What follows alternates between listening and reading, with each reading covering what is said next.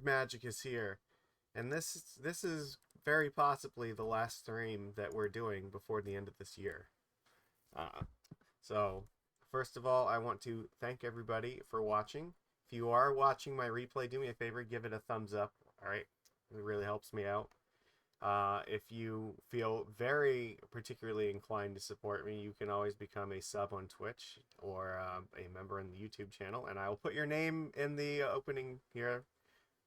Just the least I can do to say thank you. It helps pay for, the subscriptions to mana traders and everything. So it's very nice. But yeah, I am going to be away for Christmas, and I am not getting back until like a day or two before New Year's. So probably will not have our next stream until like either the day after, or like either Thursday or Friday after New Year's. So yeah, so but we're gonna end this, our holiday tradition here. We always like to do the vintage cube during the winter season here, and it's one of my favorite formats.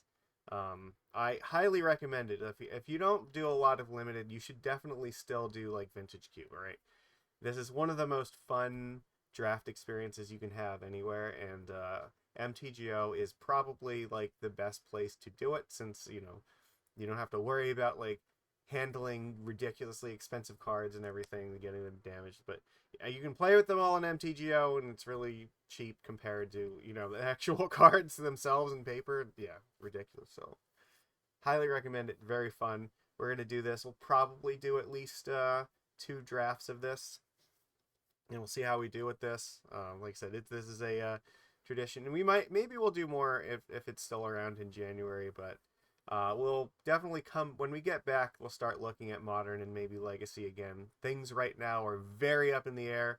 There have been a lot of bans and unbans going on, so like these formats are ridiculously like wild right now, and I just this is not a good time, but right before I'm about to go on a Christmas vacation to for me to like just start experimenting and trying to figure things. Now we're just gonna let things like figure themselves out for 2 weeks, and then we'll come back and look at it. So in the meantime, we're gonna go and we're gonna jam this. So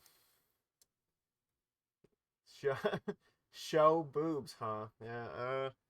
Well, I'll tell you what. We have Chandra, right? She's the magic pyromancer. So there we go. That's as much as you're gonna get from me.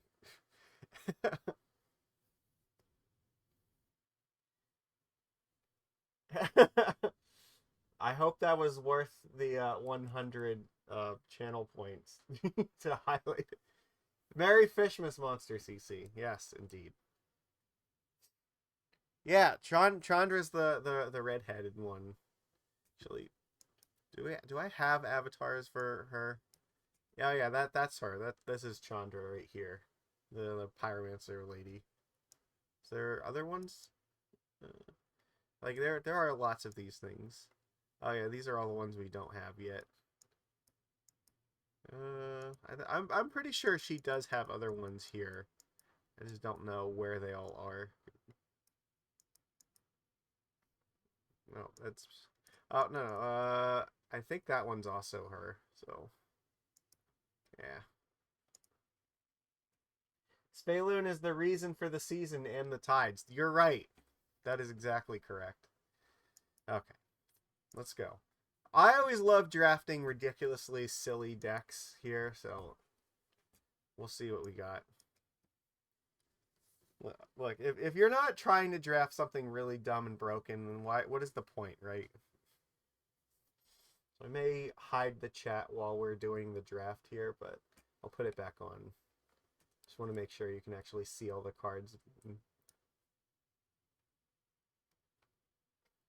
why, like, and these things, I always like to draft like sneak attacks and like reanimators and storms and stuff like that. So, all right, what do we got here? Uh, oh, you know what? I'm pretty sure this is what I think we got Mana Vault over here. That's probably the pick. It's hard to imagine anything other than Mana Vault as the choice. That's like almost power, right?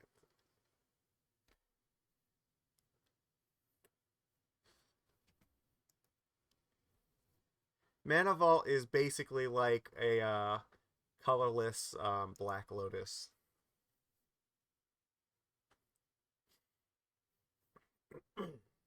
I am very confident in taking Mana Vault. All right, what do we got here? Let's see. We got some lands.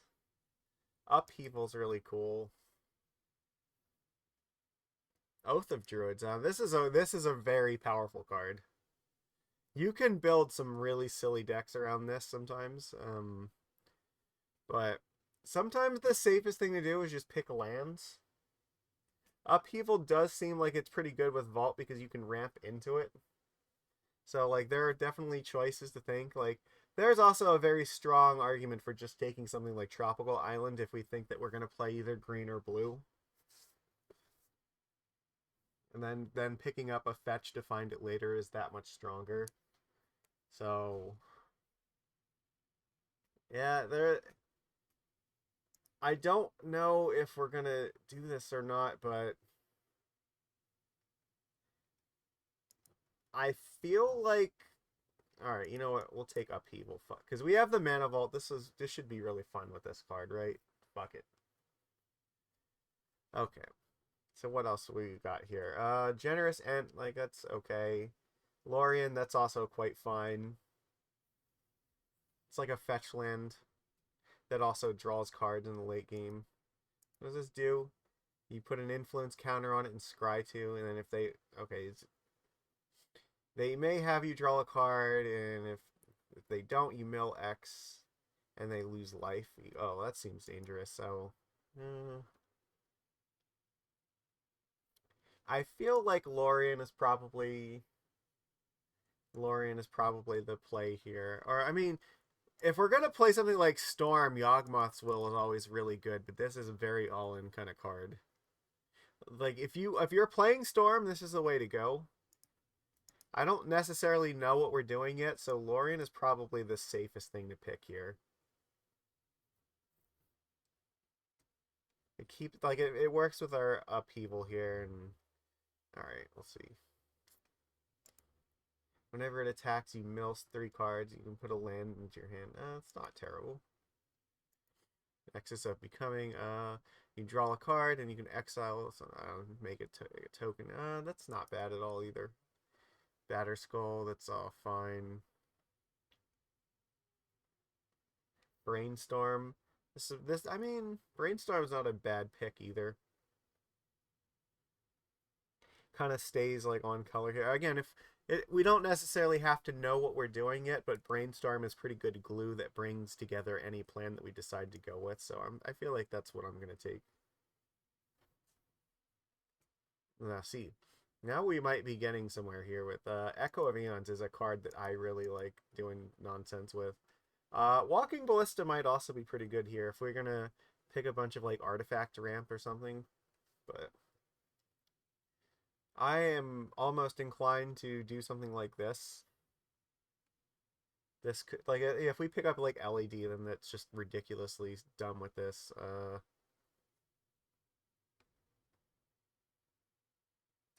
Forcing high tide. Yeah, well, it's really fun if you can do stuff like that. This does open us up to some more combo-y kind of builds too.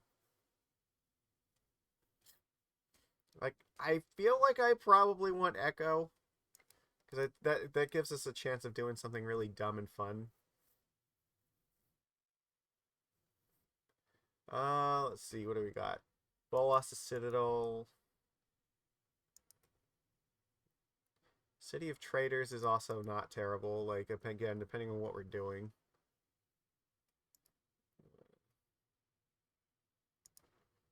Channeler, like these are there's some choices. I feel like it could be City, maybe Waterlogged Grove.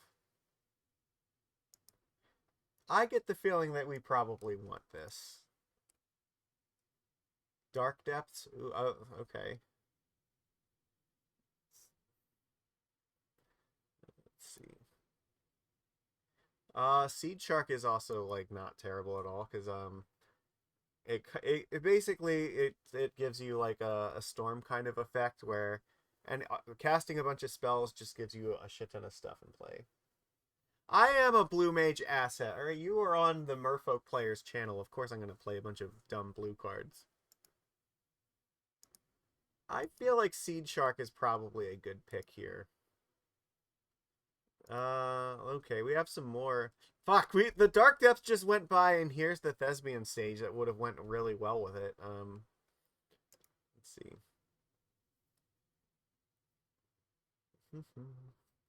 This is a bunch of blink. So this is actually really good with the Mana Vault because we can tap it and then blink it with this. The Talisman of Dominance is also very good too. We're only gonna get one. I feel like because we have. I feel like we probably need the Talisman, but I really kind of wanted the Kitten. Yeah, I think Trinket Mage here is the play because they can find our Mana Vault, so that's fine. Yeah, let's just take that. What do we got? There's Mind Stone, sure. I mean, this is giving us the tools to like build a really dumb degenerate deck of some type, but we don't necessarily know what we're gonna do yet. But it's gonna be dumb, so rest assured. There's the Seething Song. Like, are we doing anything with, like, if we play red, we could do that. I feel like there's a chance, like, maybe we could use this. All right, what else do we have here? That just makes a bunch of tokens. This is just remove. I don't know. I guess I think the Batter Skull.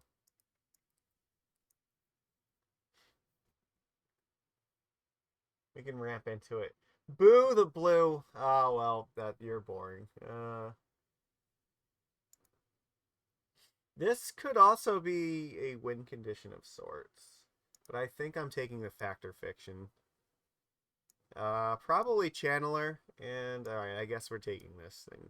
All right, we'll see. All right, what do we got here? So put our mana sources together over here.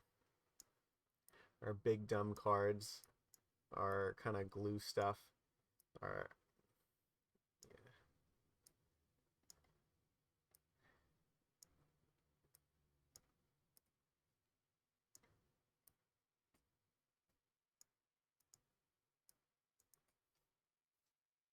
All right, let's see. What are we gonna find here? Basalt Monolith. That could be. I mean, that could do a thing, right? It does. Maybe.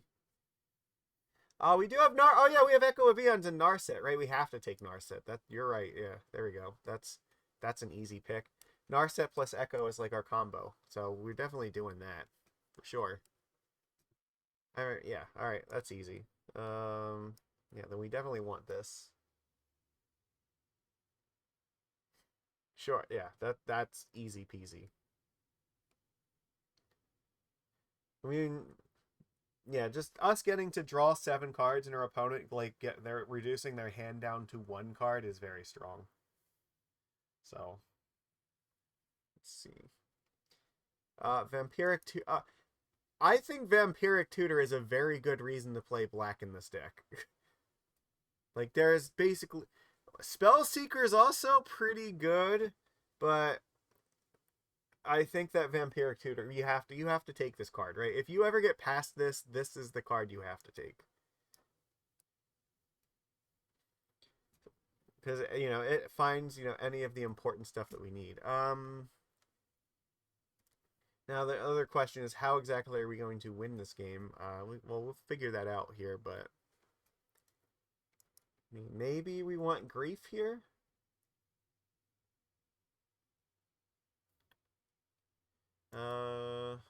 Triplicate. Feel like it's probably Grief.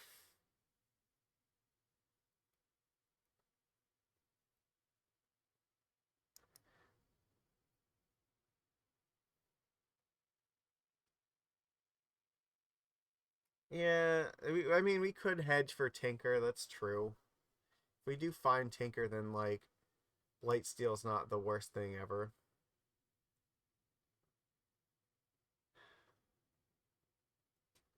You know what? We'll just in case we'll see it. If we can find it, then we're this will feel really smart for this. But okay. So here, maybe Oculus. That might be the way to go. We might, yeah. That's a really strong win condition, right?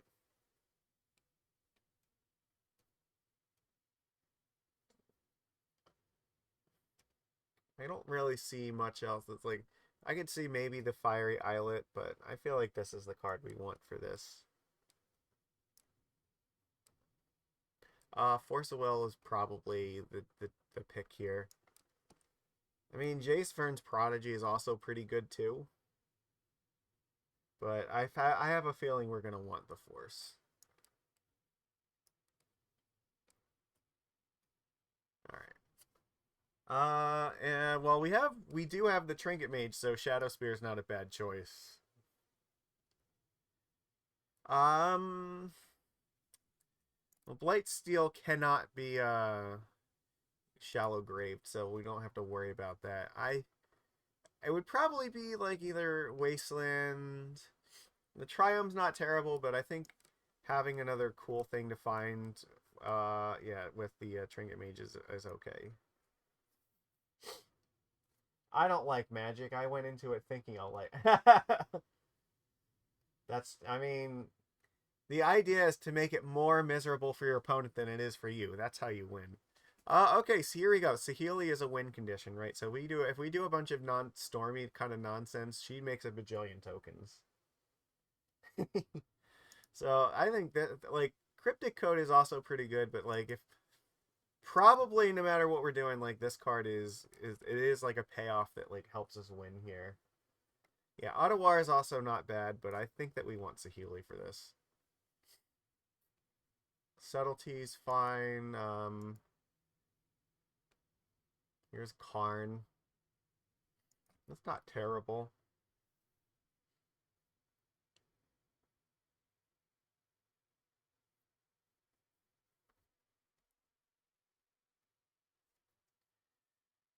I feel like it's probably Karn, right? Yeah, because this is like a win condition that's also card advantage. All right, what do we get back here?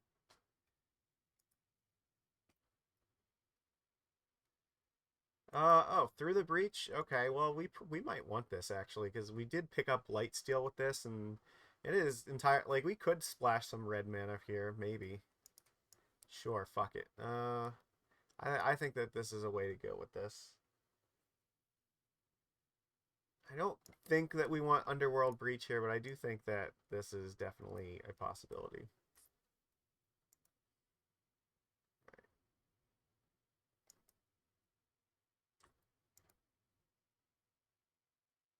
Spellseeker like can find Brainstorm and Vampiric Tutor, so I think we need this. Okay, and now we have another big scary thing to find with Through the Breach, right?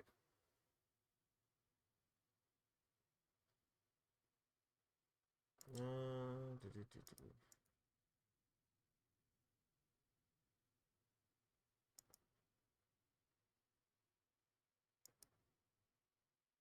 Actually, you know what? I'm gonna take. Yeah, I would take Sheldock Isle just because. Yeah, all right. Islet. Am I like platinum? Well, there is no platinum on here. Let's see. Research desk.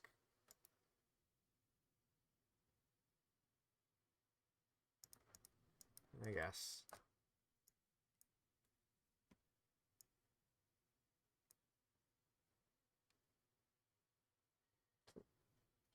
We do have a fair like artifact package here, so like we're doing all right with that. Let's see.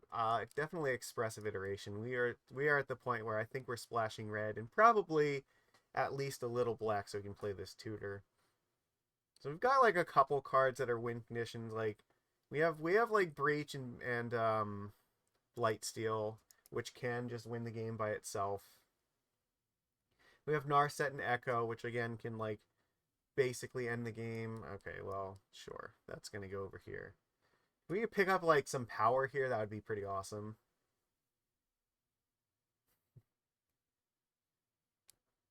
Alright, so we kind of have a decent shell of what we want to do here, so now we just need to probably pick some more mana fixing for this, and maybe like one or two like more kind of glue cards that make these plans work. Like we could take like another threat for the Through the Breach or something, or like, you know, another like kind of combo piece here that would be good.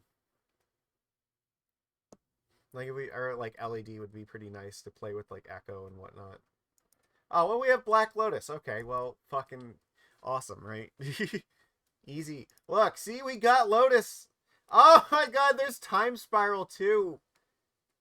The Time Spiral's so good with this, but we have to, there's no way we can pass up a fucking Black Lotus, alright? We have to take that. We just pray that we get the Time Spiral to play with Narset later. Okay. Alright. Well, there's a Tendrils of Agony here, and there's also a top. But Oko is fuck. There's a lot of really cool cards here. Talisman's also pretty good. Ponder's pretty good. Fable of the Mirror Breaker. Oh, this has got to be great, right? Blightsteel is not legendary, so it actually could copy that, but getting it in play is really the challenge. Grave Titan's not like, well, alright, well, we don't really have the double black to play that for real, so we have some choices here. Hmm.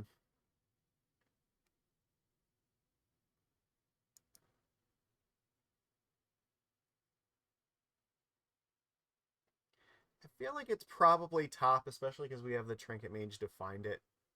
Like this is one, but I mean, Fable is also pretty good. You know what? Actually, I'm taking Fable. Fuck it. Fable is way too powerful. I cannot. All right, here we go. We got Dak Faden now. That's also really strong. More good choices here.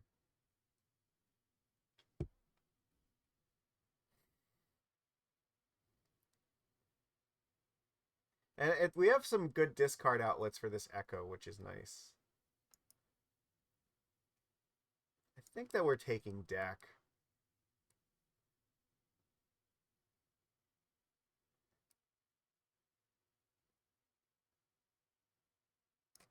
Yeah. Okay. All right. Oh, there's Dig Through Time. That's pretty good. I don't think we're playing Luris here.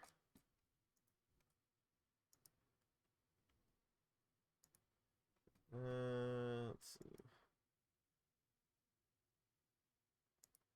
Master of Death is a way to get some card advantage. This is we got some choices, I guess. I'm leaning towards Dig Through Time right now. I think that's probably the way to go.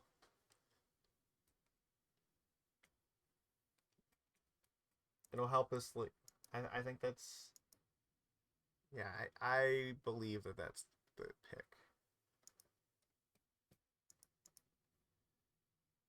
Hmm. Yeah, all right, yeah, we'll go with that.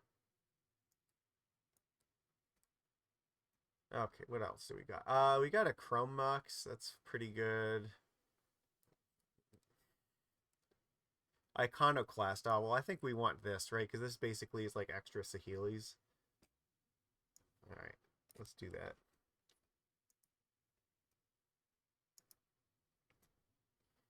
All right. Chandra is a pretty good one. I'm not sure about the double red. That's a little bit rough for us here. Still, like this card is very powerful. I mean, Raman's also not bad. Chandra is like again like a card that will just kind of win the game on its own. All right, I think that we want Chandra. Card is very strong, and it does help us if like we want to ramp into something like upheaval or whatnot.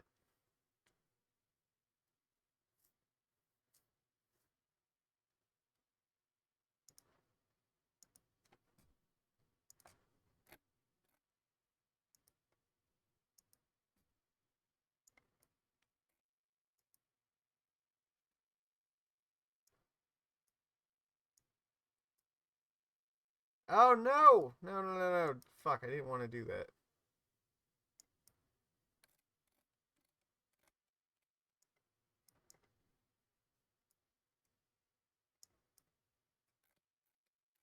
Okay, well,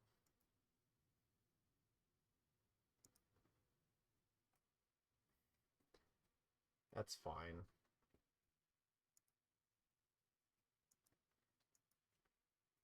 We're just waiting here, I guess, for the next pack. I hope it. All right, wait. Here we go. Revoker, Sinking Stupor is not bad.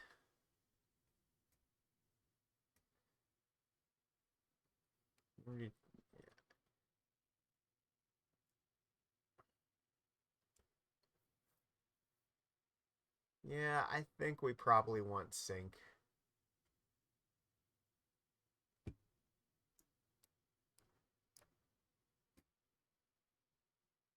There's Treasure Cruise. Oh, there's Manifold Key. That's really good with the Mana Vault. Yeah, and we can tutor for it. Wheel of Fortune though. We have to take Wheel of Fortune because we have Narset, right? So, okay, sure, very good. I guess we're taking Volcanic Island because that, we need that here. Talisman is a pretty easy pick. All right, what do we got? This, what the fuck does this guy do? Enters, they can't block. Upkeep, exile the top card face down. I mean, I guess we're taking this. Yeah, I'm surprised we got Volcanic back here. Mass, I don't think that we want that.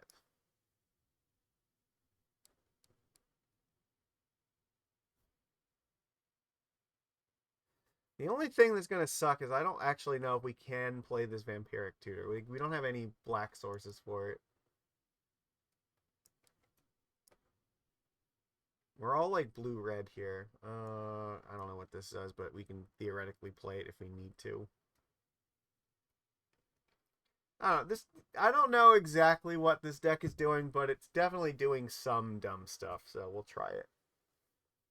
We've got a couple different plans of things that we can do. I guess what, we have treasure tokens with this thing. Technically, like, we could crack Lotus for black, but alright. We we don't have like a black, we don't have like an underground sea to find with like Lorien, so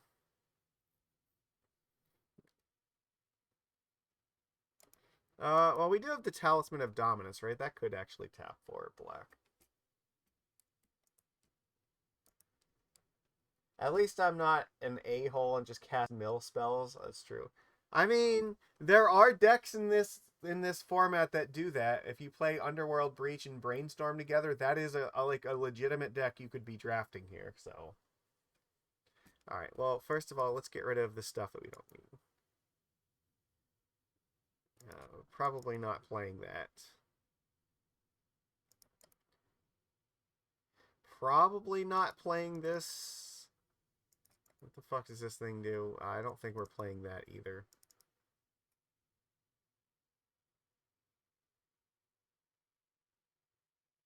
Uh, Lumberjack we're probably not playing, right? Yeah, we sacrifice a forest. No, that's not happening. Probably not this guy. So we have 4 lands here already, so we need like 13. So in order to make this work,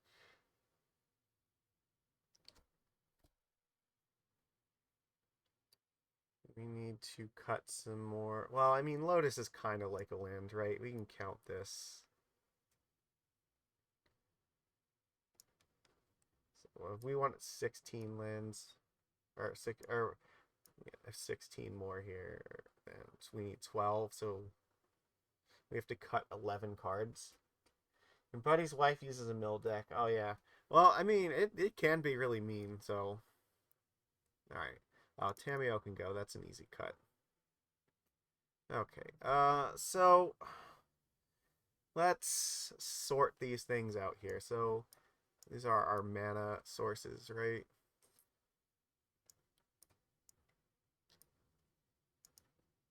Okay.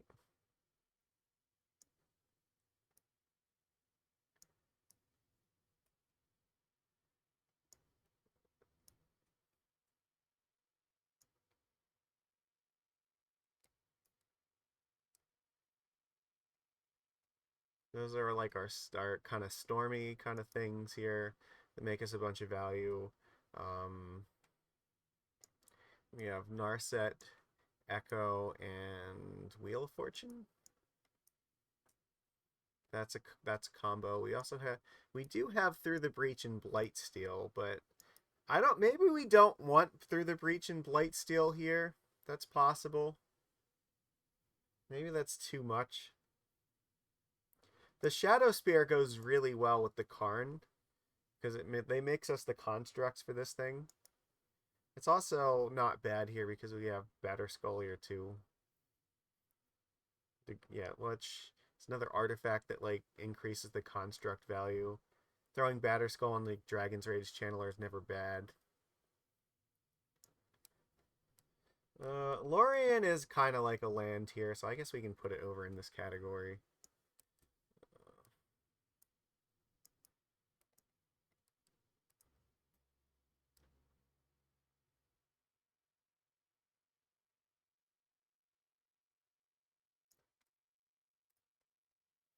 Okay, so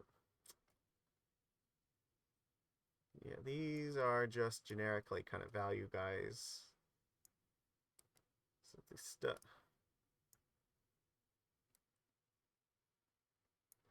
We want this to go.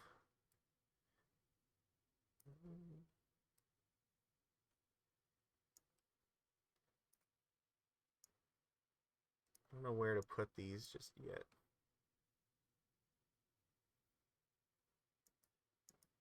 Maybe we don't play Oculus here because this might actually be hard. It may be hard to fill up the graveyard for this guy. Yeah, Narset. We have 2 wheels here, right? So that's good, and we do have Upheaval, which can be really backbreaking. Um, I'm gonna say maybe we don't play the Breach and the Blightsteel.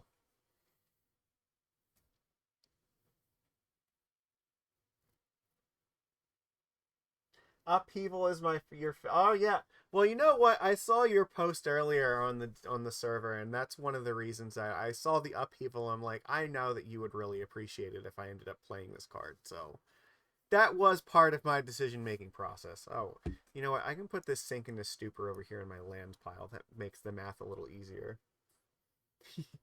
I feel like this is a deck that can reasonably play this card. We do have enough like we can definitely create board states where we can Upheaval, float a bunch of mana, and just replay everything right away.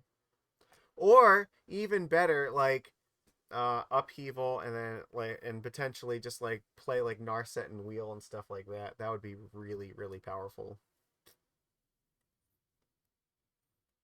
Okay, so where are we at here? So we got 6 lands. We want like 11 more. So we need to cut like 6 more cards to make this work. See, look, I really want this Vampiric Tutor in this deck, but I just don't know if we're going to be able to actually realistically play this card. Like, we probably don't have enough mana sources to, like, do this, right? Like, how many basic swamps am I willing to play for this? I don't know. I have, like, the Talisman of Dominance. That's pretty much it. So I feel like that has to go.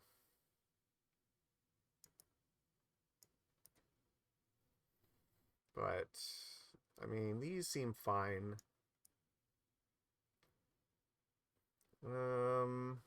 Okay, so now we can start looking Spellseeker. What is Spellseeker finding for us?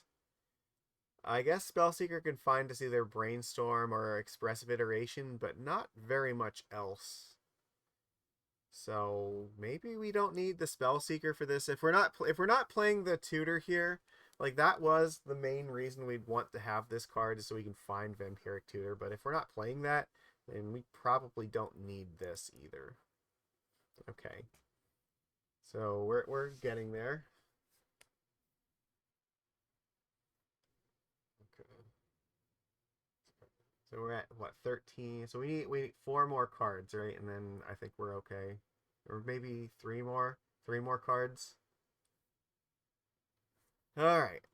Oh, you know what? Seed Shark is also our third effect here, right? Because this turns all our non-creature spells into incubates, which yeah, it basically just makes tokens for us. So like we have three cards here that like kind of act like a storm thing for us.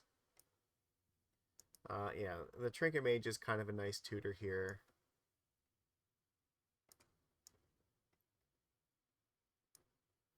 Fable is always like the Fable is just really good and anything. It'll trigger off all this nonsense. Also as a threat. Yeah, it's like it's definitely great. These are all fine. We're definitely keeping these. We definitely want to keep the Shadow Spear. I mean, do we get rid of the Seething Song? I don't know. Like, I feel like this could be really good, but I don't know. Maybe. What is this like getting us to? Like, I guess it could cast a Batter Skull, but what else? That's we have enough like of this already. I'm gonna say maybe we don't need the Seething Song. I mean, I don't know. There definitely is like some value to it here. Yeah, so we can probably get rid of that. So we're four. So we need two more cuts. Two more cards we're getting. We're definitely, yeah, like I said, we're keeping this. Because again, the Trinket Mage finding the Shadow Spear is great, especially when we have Karn making constructs that we can throw it on. So that should be good.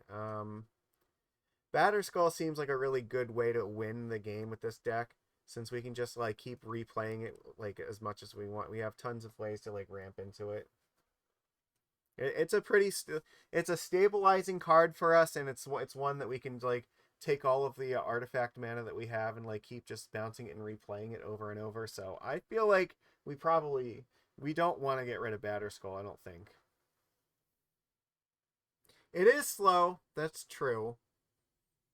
Um, but I feel like we're supposed to keep it.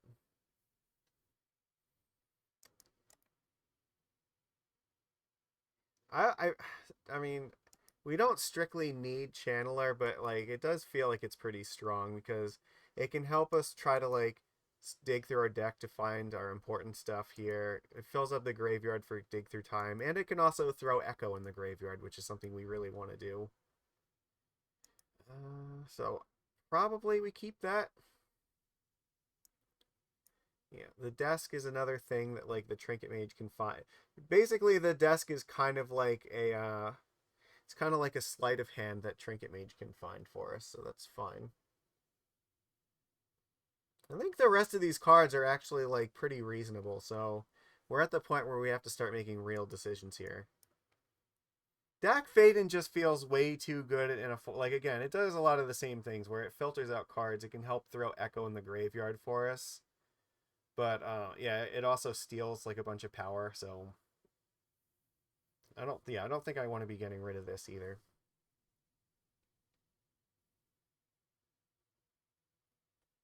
Yeah, in Cube, yeah, it is actually really good.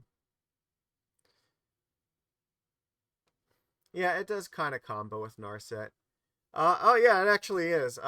Because yeah, that is a good point. I don't know if I would have actually noticed that because you can actually target your opponent with deck and make them fail to draw two cards, and they have to discard two, right? So, well, what they get to draw one, discard two, or draw zero, discard two if they've already cantripped. So, but yeah, I think this is fine.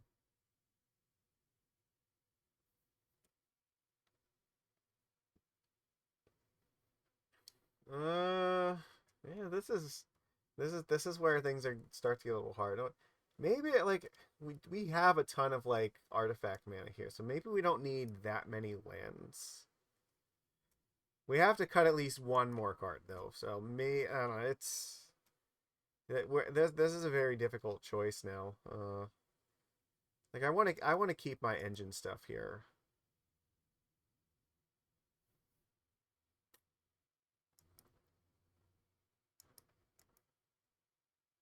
Like Factor Fiction also just feels very powerful. I mean, Chandra also feels very powerful because she can just win the game. I mean, uh, I understand why you'd want to say dig, but I don't know. It does feel like almost any choice we make is gonna feel wrong, isn't it?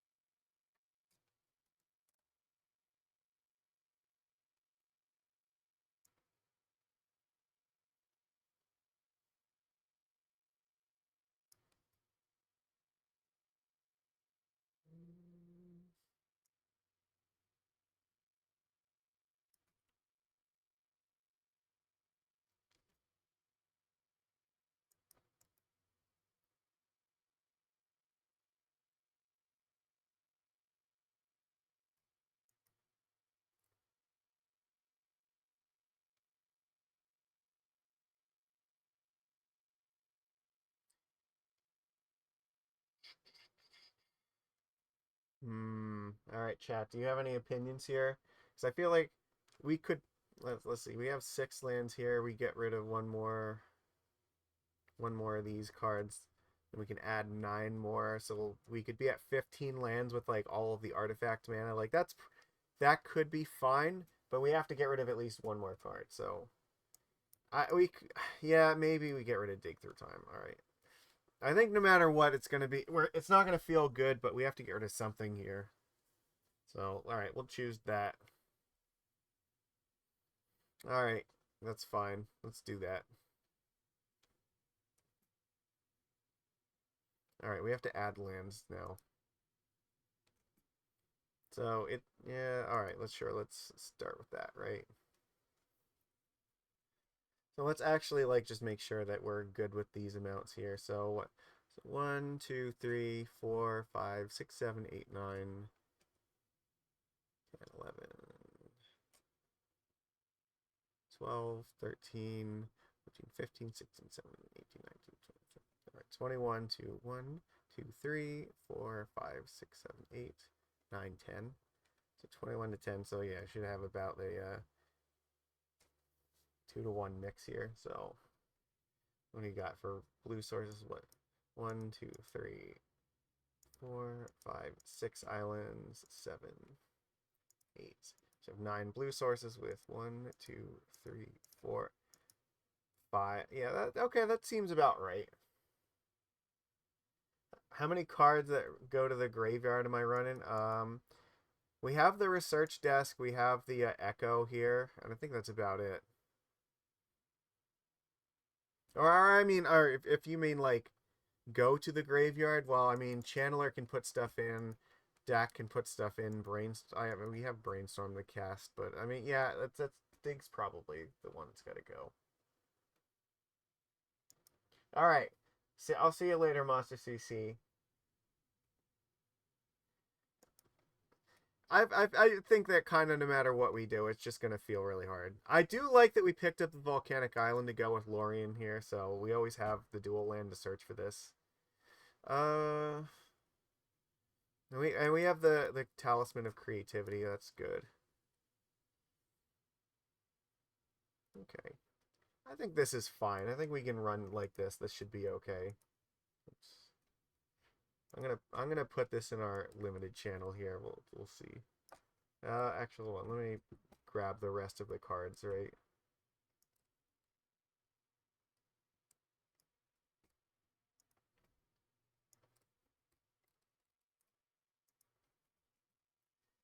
Uh, Wait. Oh no. Well, we do we have Sink into Stupor over here, and we also have Lorien. So I mean, I like kind of count these as lands.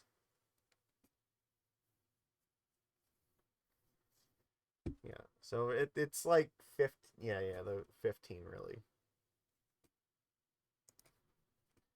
Okay.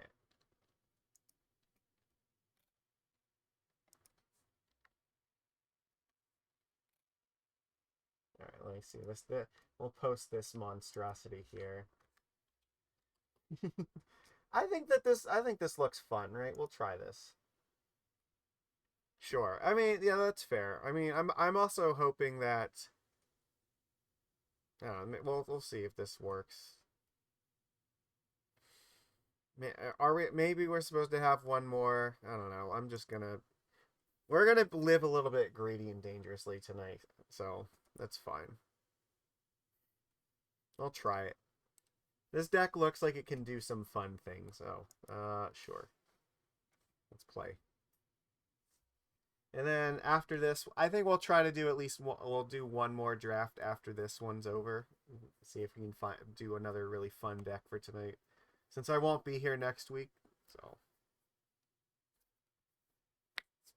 yeah. Well, like that is always the fun of it, right? You get to play a greedy combo pile. I mean, I don't know. Maybe you play like 41 cards and like the last card is an extra land or something. Maybe I don't know. That's possible. But we're gonna live dangerously. Look, we have Black Lotus. Okay, we're fine. Look how fine we are. Okay.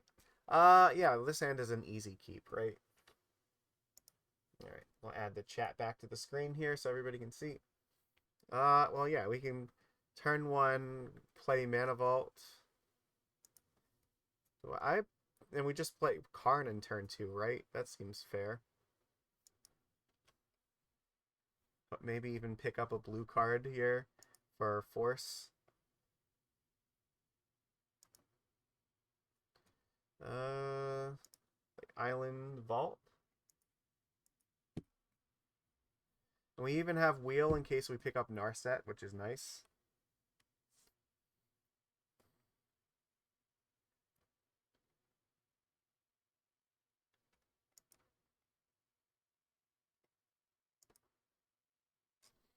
Talisman's pretty good too. I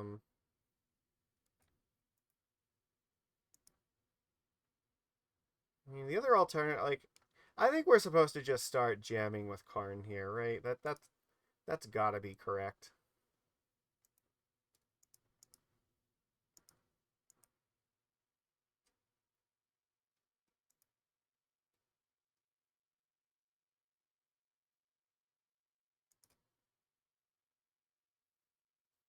All right, what do we reveal? There. What? They took away the island. What? Why? That doesn't. Why would you give me this? That doesn't seem correct.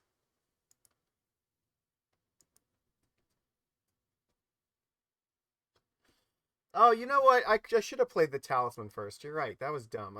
That was a mistake because I've neglected to think the talisman gave me the extra mana here. So that's my fault.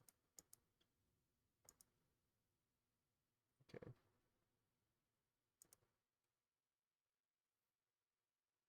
Whoopsies. Okay.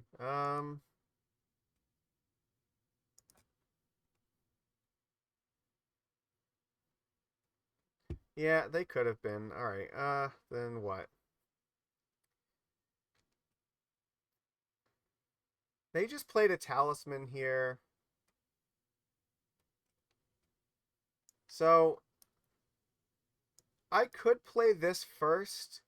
They might have removal for it, but if they don't, then I get to untap and just play two artifacts and then make a bunch of guys. I think that's probably fine.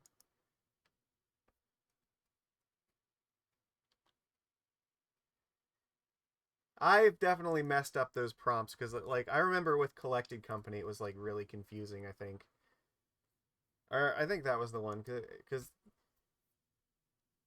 or yeah, or there was like I remember there was one league that I played where I want to say I had like Company or something where the cards that it or the button or that I was expecting was not in the right place for it. Okay. Read your shell dock. That seems fine.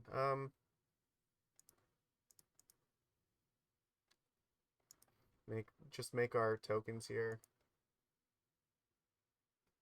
I think we'll probably start making some golems here with Karn.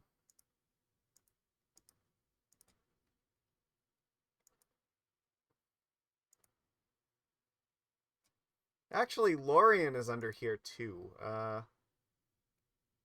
We could put Lorien back in our hand so that we have Force available. Our opponent is on Academy. They haven't done anything, which leads me to believe this might be a Storm deck, so Force could actually be important here.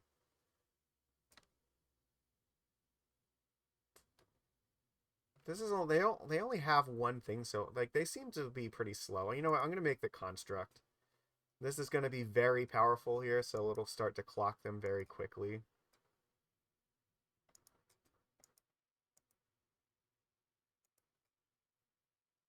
I'll play Shelldock here.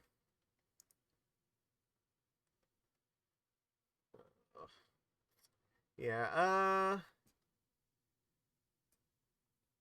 think we want Saheeli under here. Yeah, I mean, I guess the best defense is a good offense, right? Like, they seem a little bit slow. And I can always, like, do this next turn.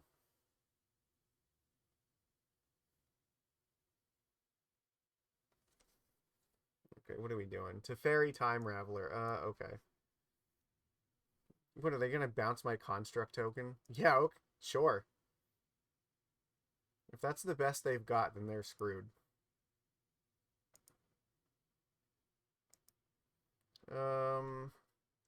No, I will just take the 1 damage. Sure, okay.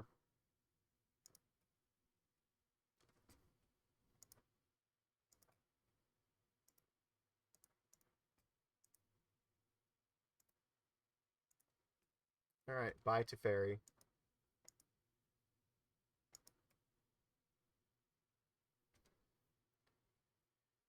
Okay, sure, I guess we'll just play Black Lotus here. Make another guy.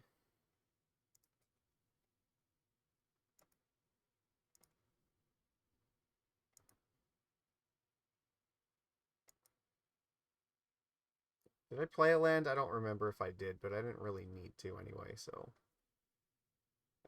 Sure. That doesn't... I don't think that's the one I'm supposed to be forcing right now. There's probably one important card, and I don't think that's it. Makes me very glad I did not cast this Wheel of Fortune, though, for sure. So let's see. I think we do have lethal, right? 8, 10. We do have 13 on board, so they have to do something.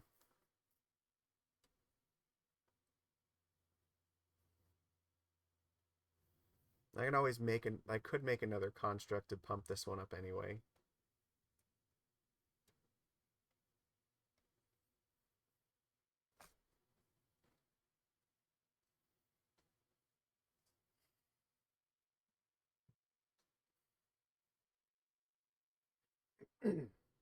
So Academy taps for 2.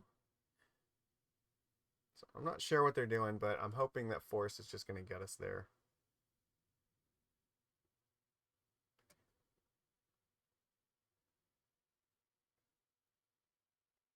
Time Twister, huh?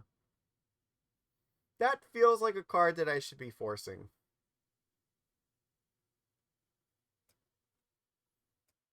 Echo of Eons is in the graveyard. Okay, so I guess that means that we're doing this again.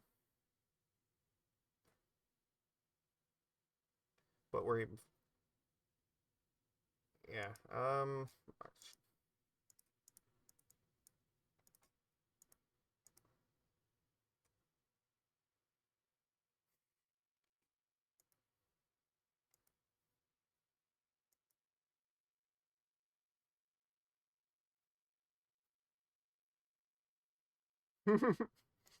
Okay.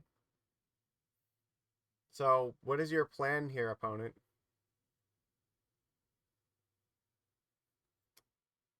Okay. You don't actually have Metalcraft for that, so I could technically still find Force with this Brainstorm. I got the wheel back anyway. Okay, well, we just win. All right. I don't know what they were trying to do, but it feels like, yeah, they just couldn't get there, so. I feel like, yeah, I don't think that there's anything we have to change here. We just run this back. This is also probably a keep here, right? We've got Narset here. We've got Forest, Lorien. Like, this seems reasonable. We got this. We can just get a basic island with Lorien if we don't find another land.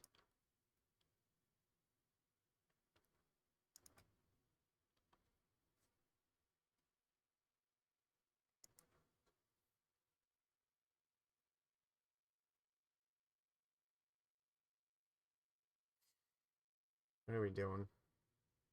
Pentad Prism? Okay.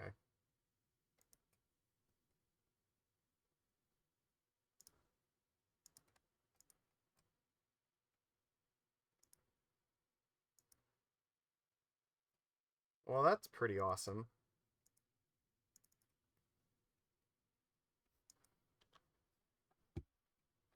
We've got Narset and Echo here. That's pretty cool. Yeah. If I can play Narset, like, they're probably screwed, right? I just have to keep them from, like, using Time Twister. Grist the Hunger Tide.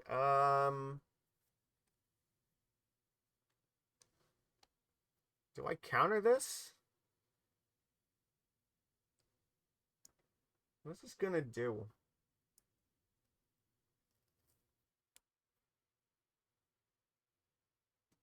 I think I am supposed to force this, actually.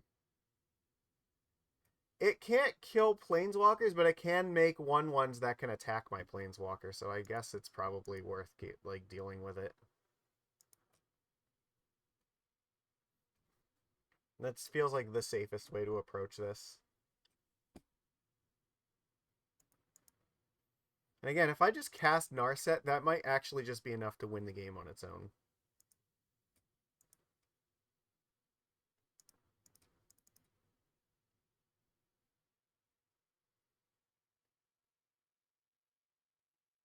They literally they burned both of their counters on Pentad Prism for counterspell because they know they cannot beat this card. Okay. I mean, that was probably worth it. So what, we just play Fable here? Oh god.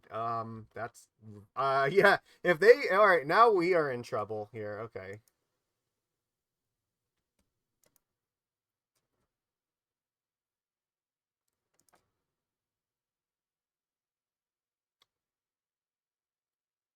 Hmm. Do we have a way we have Upheaval. That will do, like, we could do that. Or we could just try to, like, yeah, I think that's about it, right? I don't think we have any other good way of actually dealing with this thing. I could play Karn and tick it up. I don't know if that's gonna work though. Like, it'll go to 6. They'll attack it for 4, but it doesn't draw cards. That's important. I definitely cannot cast this Echo while this thing is in play. I could cast Fable here. It gives me a blocker, but it's also going to make me lose a bunch of life next turn.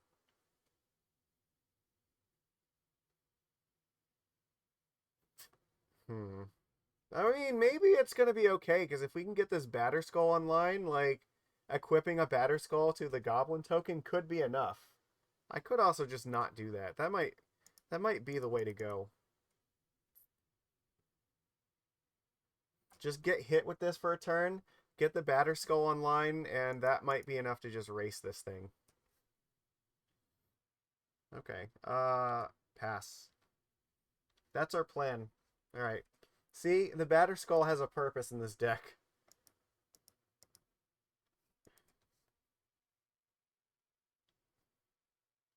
I might still draw a card. Oh, well, that's not going to help me. Please just fucking bounce this Goblin Shaman token. That would be great.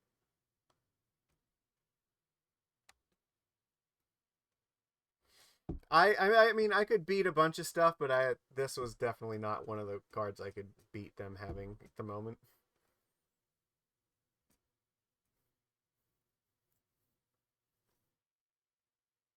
We're gonna get Teferied here.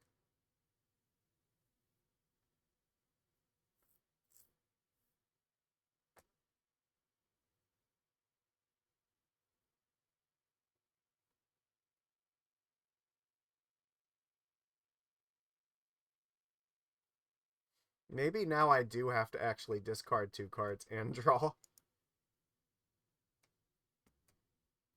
Shadow Spear's not irrelevant.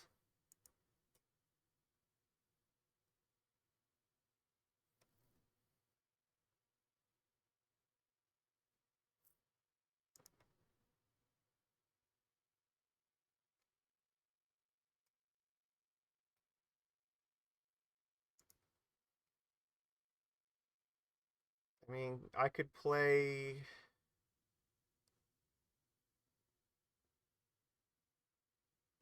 See, I attack with the goblin here, get a treasure token.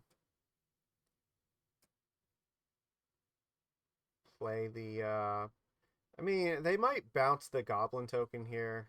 I think I just discard this.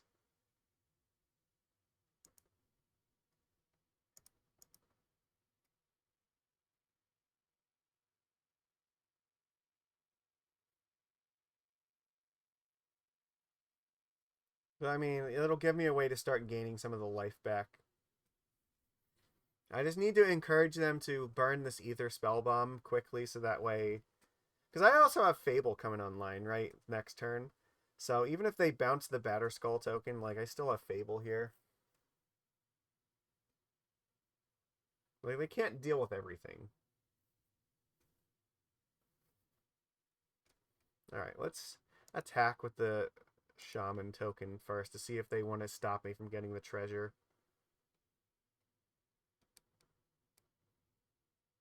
They are going to do this. Alright, that's good. Excellent.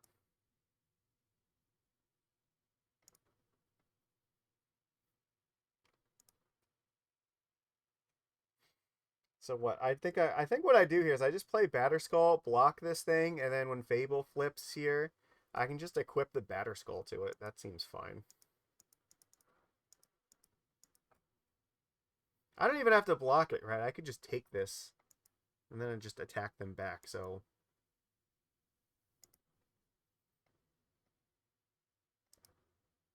okay, yeah. So attacking for them may not be an option.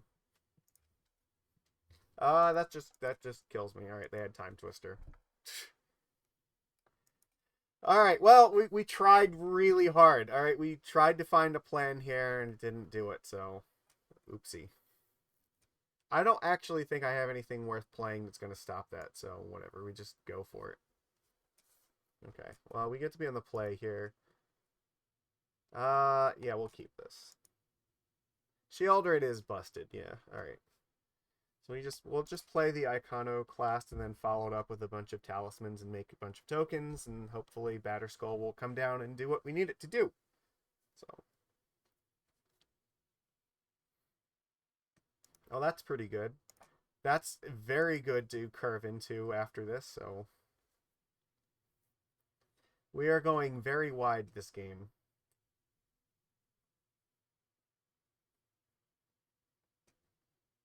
No, you dick.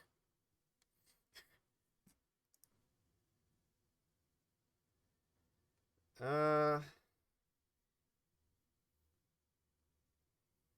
how do I want to do this?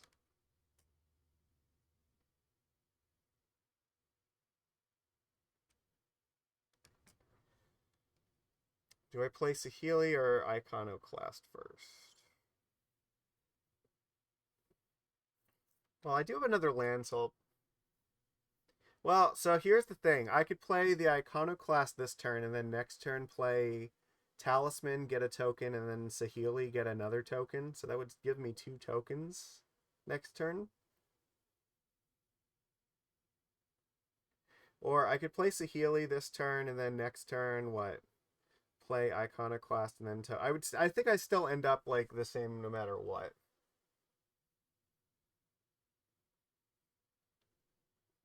It's just that if I play this first, I actually get a token off of playing Saheeli.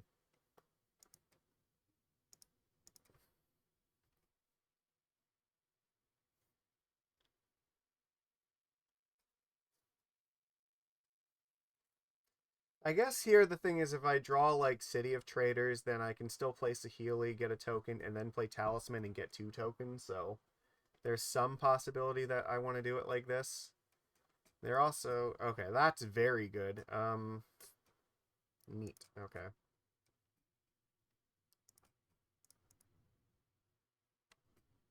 Yep.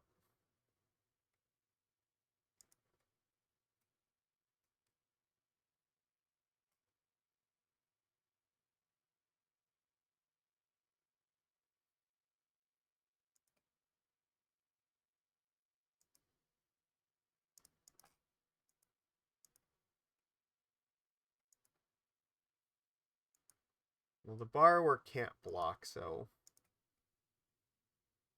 and it can't kill Saheeli next turn, so we may as well just get in our damage here.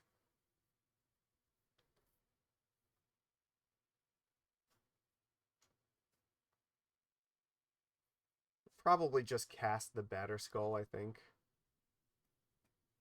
Actually, no, I can cast, I think, Talisman plus Batter Skull. You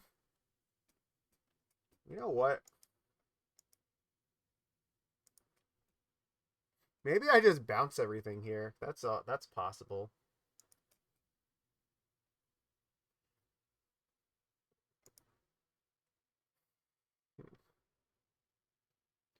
I don't have a land to replay, but I can replay everything faster than them, I think.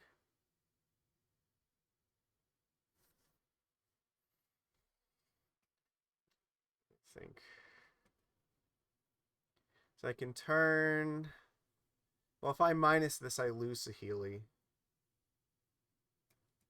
But I mean, I could turn this into a talisman and then just like 6, just bounce everything. But I feel like maybe we don't want to do that just yet.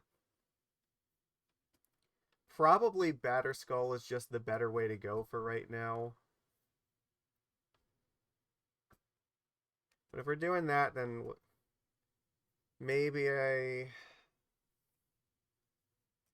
maybe what I want to do here is just turn one of these tokens into a thing, play this talisman, then play Batterskull.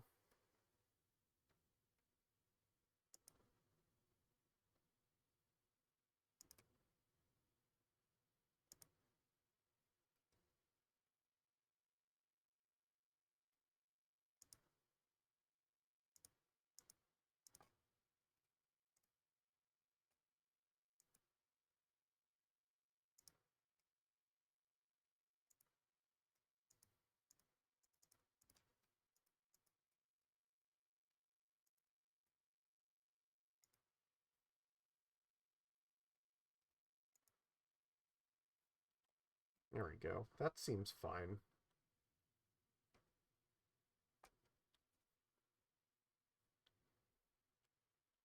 Just hope they don't wheel me. That's gonna... If they have a wheel, I basically just die, so... That doesn't look good.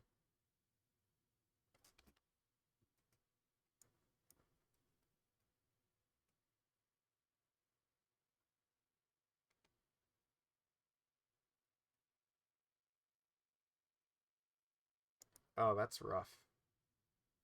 Okay, well, now if I draw a land, I'm pretty sure I have to upheaval.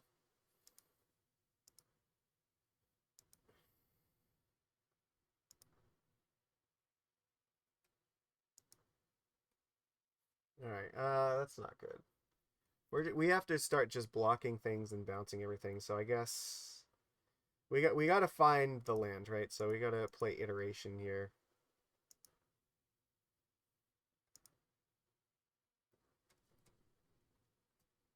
Um... Alright. The thing is, if they have the wheel, I'm gonna die no matter what, so Narset's not actually gonna help me at the moment.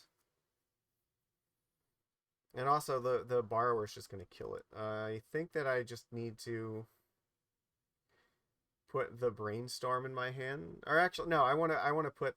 I think Narset goes into my hand, and then brainstorm. I'm gonna cast that, right?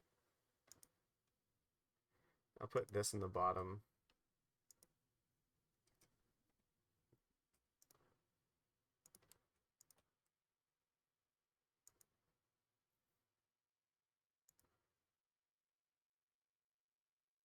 Oh fuck, that's right. Shieldred is a thing. Whoops. But we did find the Force of Will. That's a plus. I guess we're not casting this anytime soon, so let's do that. Yeah, alright. That sucks.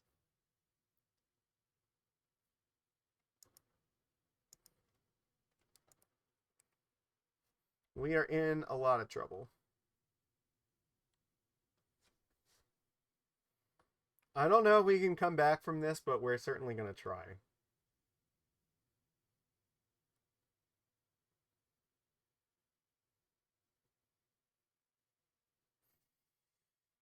Yeah, I know. Like, I don't like Shieldred either, but it is what it is.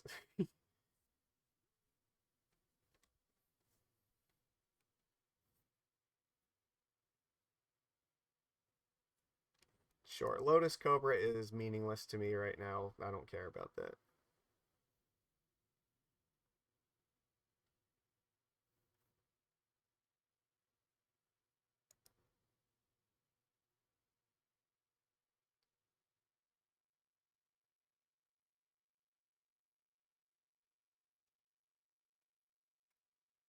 Um, alright. I I really don't want to cast this Force here. It feels wrong to be punished for the fundamental game action of trying to finance. Yeah, no, I get that.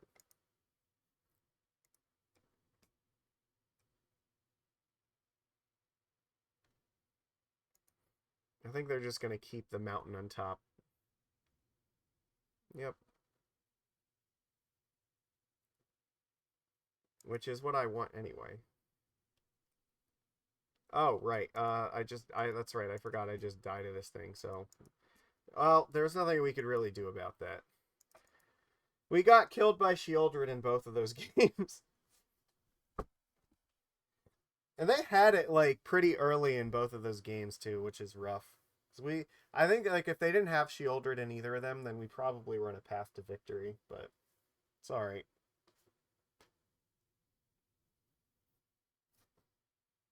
No, this is what happens. Like, you have tons of busted cards just fighting other busted cards here, so. What we can say though is that our deck did do what it was supposed to do, so that's a plus. It means our design is working as intended. We actually had some paths to victory, and as long as our deck gets to do its thing, then I'm happy. That's all I ever really want when we're doing these cubes.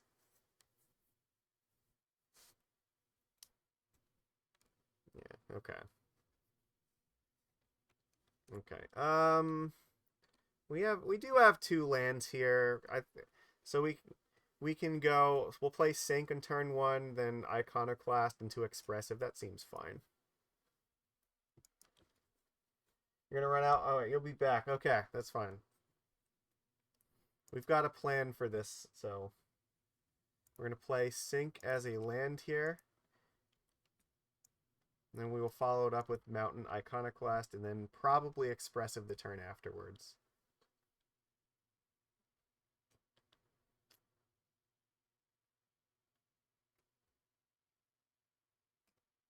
That's the hope. There's Lotus Cobra again. Narset. Okay, well it's pretty strong. Play Iconoclast. Let's go.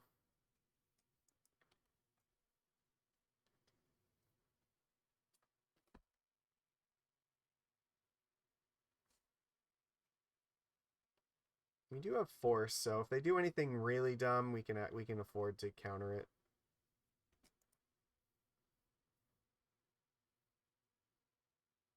But I think our ultimate plan here is we want to get to a point where we can go, that's got to go away, right? Absolutely fucking not. They find one fetch land and they're just making like a bajillion mana with this forever.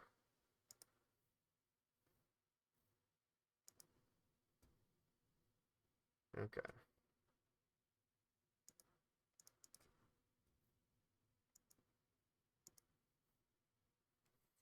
Oh my god. All right. Okay. We want the island to go to our hand. We want the black, or we want the City of Traders in the bottom, and we want the Black Lotus in exile. We will cast the Black Lotus. Play the island. Attack. Yeah, we'll attack with the soldier token here. There's no way they're going to block. We have 2 blockers here.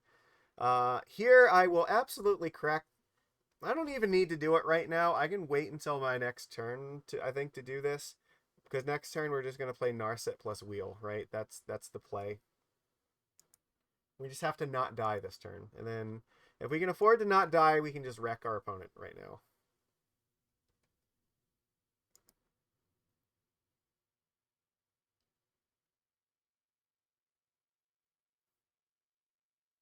Alright, what are we doing? Nisa Who Shakes the World is a pretty good one.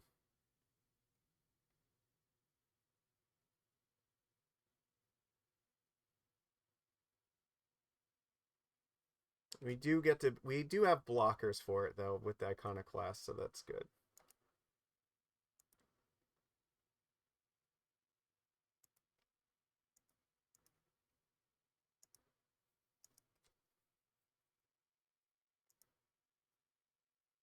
All right. This is where our deck is doing the thing, so let's play Narset.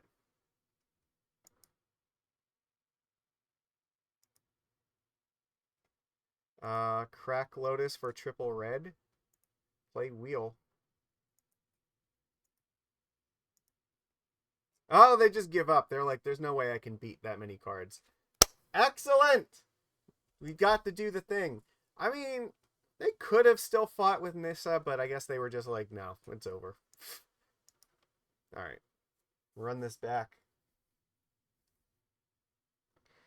This is definitely a fine hand. We're going to keep this.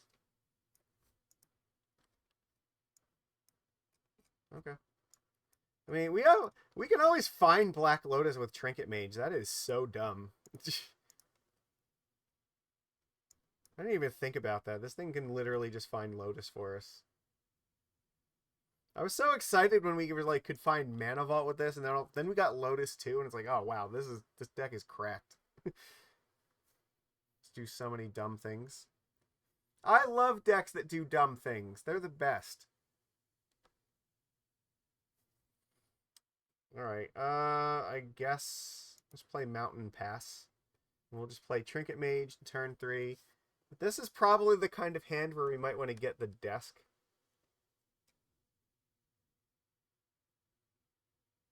Psychic Frog is not a card I am happy to see here, but...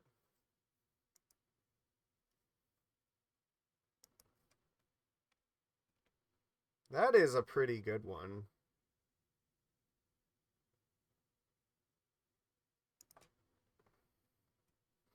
This might make me reconsider this because playing Chrome Seed first is definitely pretty good.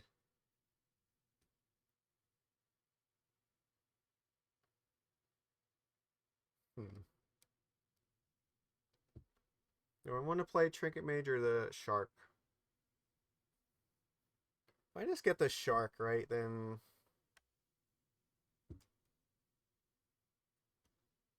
how does this work?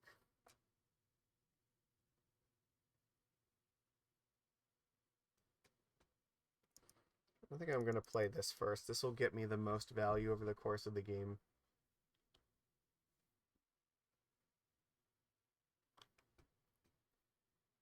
I mean, it is...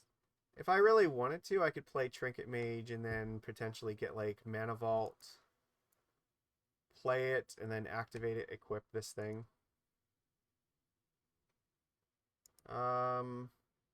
No, I am not going to block the frog.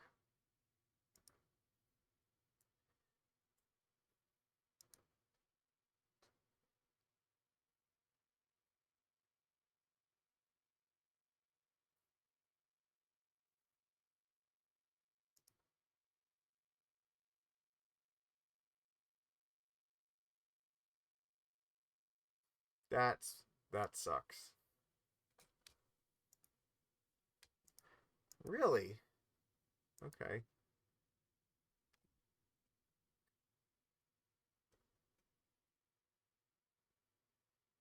Interesting. I think that I am supposed to play the mage here, right? Yeah.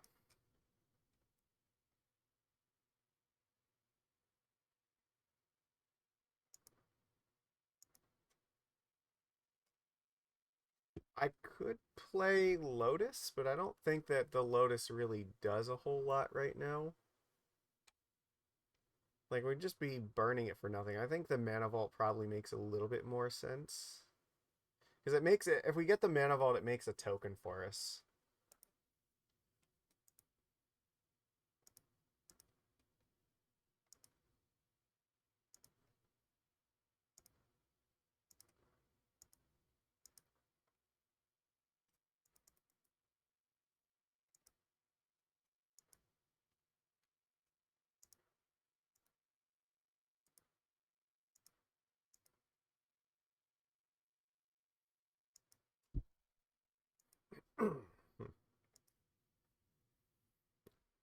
Alright.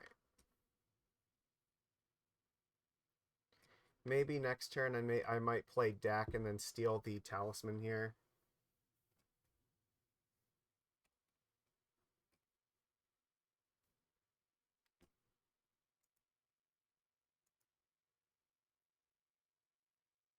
That'll make me another thing with, or yeah, make me another token guy, so. That is interesting. They're jumping the frog here. I'm not sure that I would have blocked it anyway. I don't understand why they're doing this. They just really that desperate for a card right now? Huh.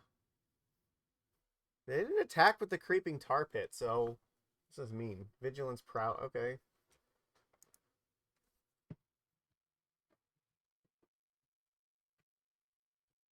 Ooh, Grim Monolith, huh?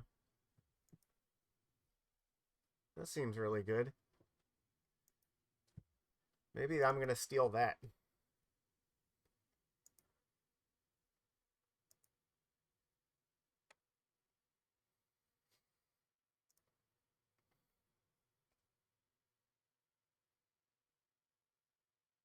I don't quite have Wheel plus Narset mana, but I should by next turn.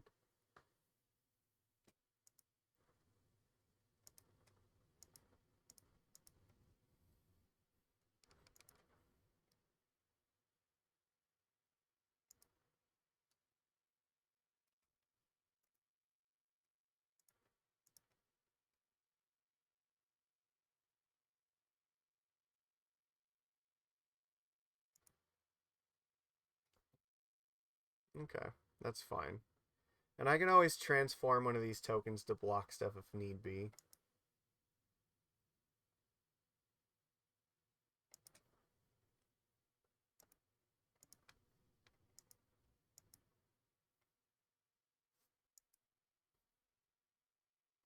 By Grist.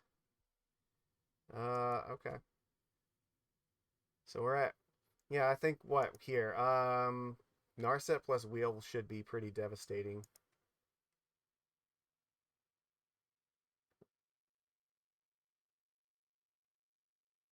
Okay.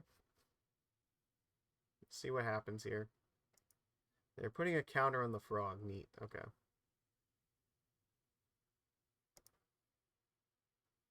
They're definitely going to jump this big boy. I do have Sink into Stupor. I can actually just bounce this frog back to their hand.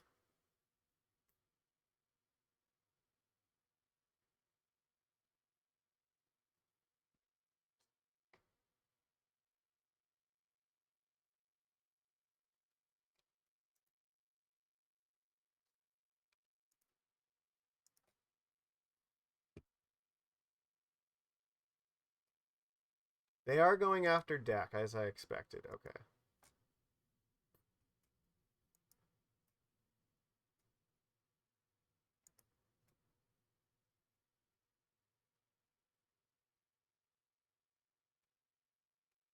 Cobra. Okay.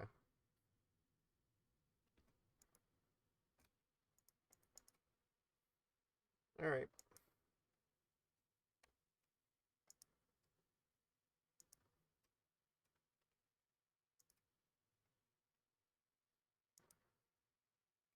So I can actually just...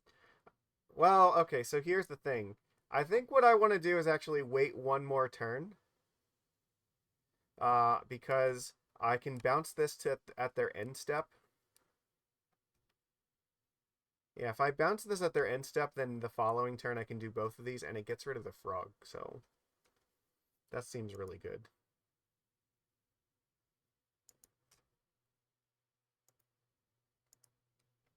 Like, what are they going to do? Like, blocking's not really good for them here, so...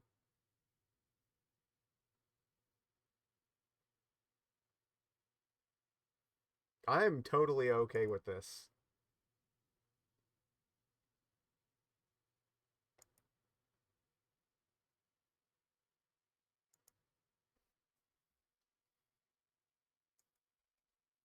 Because I could just get another 3/3 here now.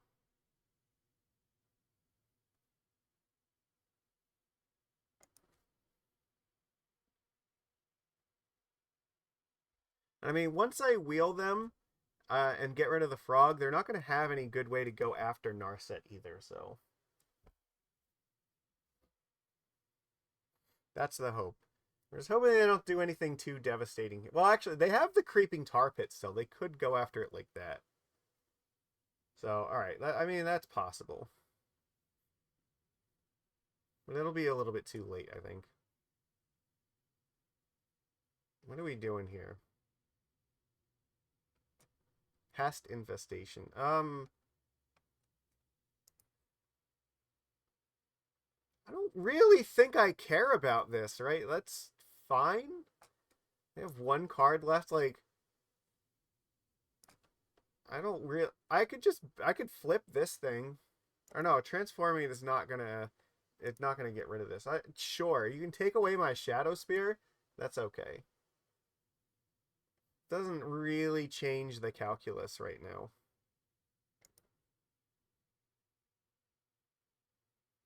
But I'm not gonna... This... Yeah, like, they can still just replay Frog. I have to wait until their end step to sink it.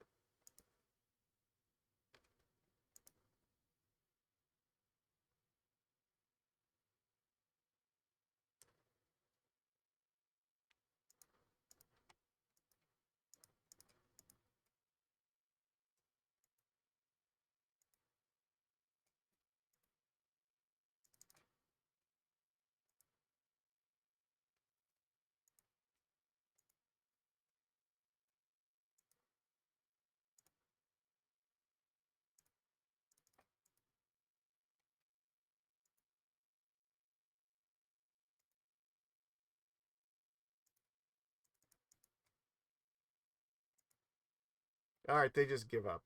We Wheel of Fortunes! Ah! So here's the question. Did you make it back before the end of the round? Ooh, I don't know. Yeah, that went pretty quick. We got to do the thing, like, we just crushed them with overwhelming card advantage, and they gave up in the face of it, So, alright, we got it. We're on the scoreboard! Alright, let's see if we can make this a nice 2-1. That we'll feel good about that. Our deck did the thing! It's what we want to see.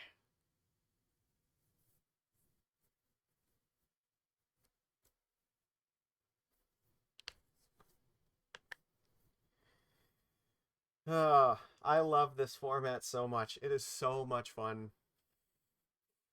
You get to just play like the craziest Magic in the cube.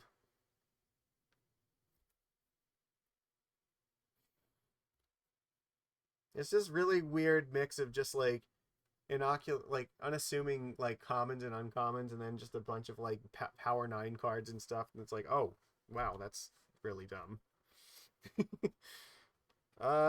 This deck or this hand is probably fine. We go Sink into Mountain into probably City. We can play Creativity off of the City here, so I'm just hoping they don't like Wasteland us.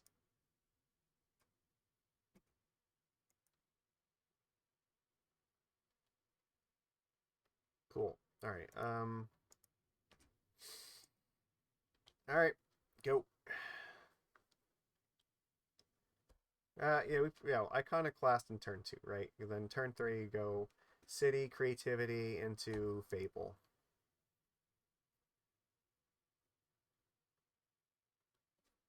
And we discard Echo, and hopefully we can draw off like Narset, and that would be really awesome.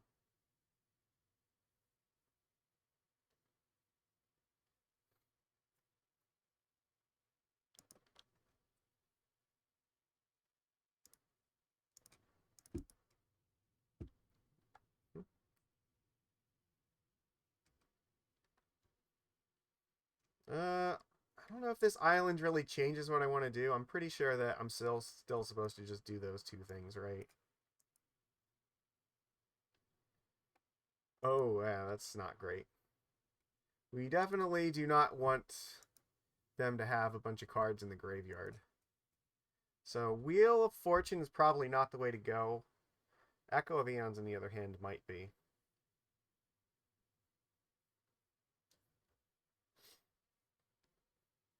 The good news is they're probably not gonna just like block with this thing, right? This generates way too much value for them.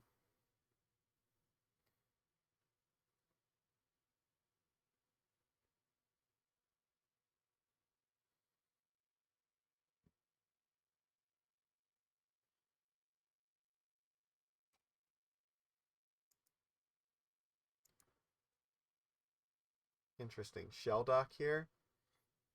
I mean, that's gonna work pretty well with this Echo. All right, how do we do this here?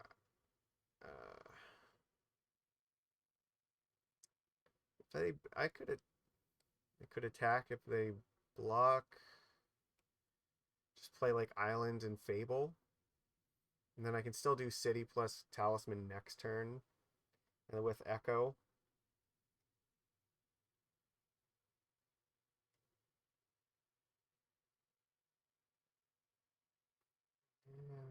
I don't think they're gonna block. I don't think that they will. That was the correct call here.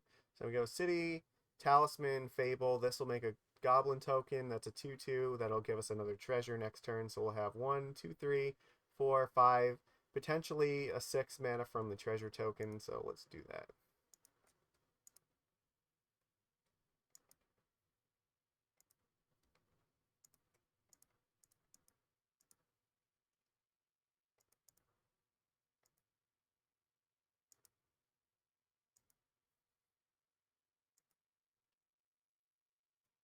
So if we pick up Narset off of this thing, that would be pretty bitchin'.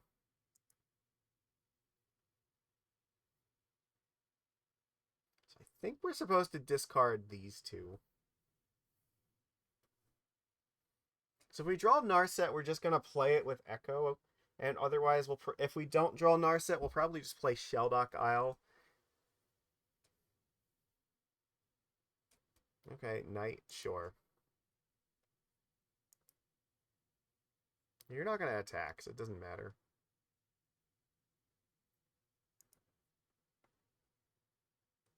Oh, that's pretty awesome. Yeah, yes. Chandra is exactly what we wanted to see. We're definitely going to just discard these two cards. Picked up Force. Oh, that's so good. All right. They're at 5 cards right now. This thing's probably got to die, right? Knight can get bigger. So Chandra could kill Knight right now, but that puts him at 6 cards in the graveyard, and they're going to... But at the same time, like... That'll give them an 8/8 token. That could be really scary. Hmm. Alright, how do we do this here? That's enough mana to cast Chandra. I can kill one of these two. The Knight is going to generate a bunch of value over time.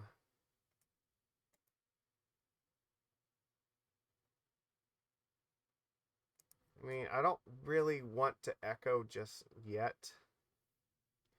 when I do this, it will get rid of the graveyard, but I don't feel like I'm in the position I want to do that right now. If I do it next turn, I can play something off of Shelldock Isle for free, which is probably the way to go. So maybe the safe bet is just like use soldier tokens to block this thing. Just get rid of Kiora with the Chandra. That feels like that's got to be right.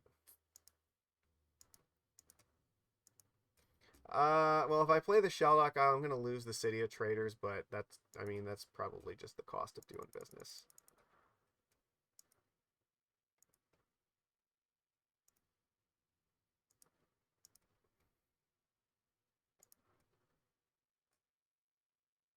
Sure.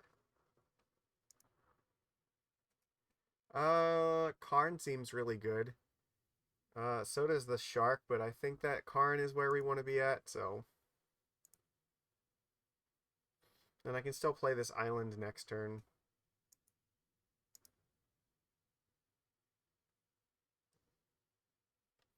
What? I could also attack with the Goblin token here, too, just to make some treasures. Get in 2 damage, have the extra treasure token. It'll give me another artifact for when that comes. I don't know, like, I don't really need it, right? The constructs are just going to be huge anyway. I can wait.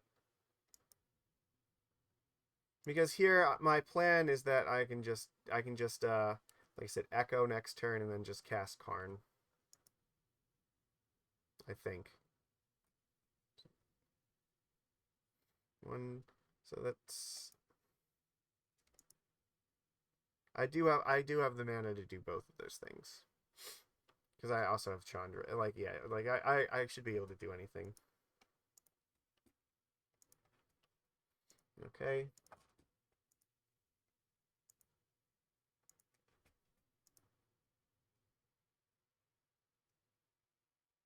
Sure. They're gonna just make Knight nice and big. I mean, it doesn't really matter how big your Knight is. It's not going to be bigger than Karn. Whatever you do right now is about to get forced.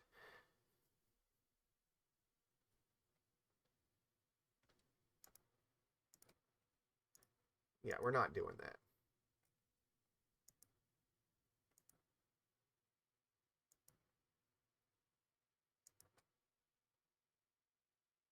They have 3 cards here. That's nice.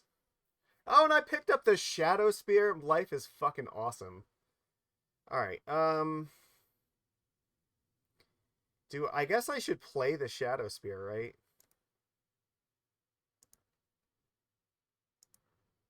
Because I'm gonna lose it anyway.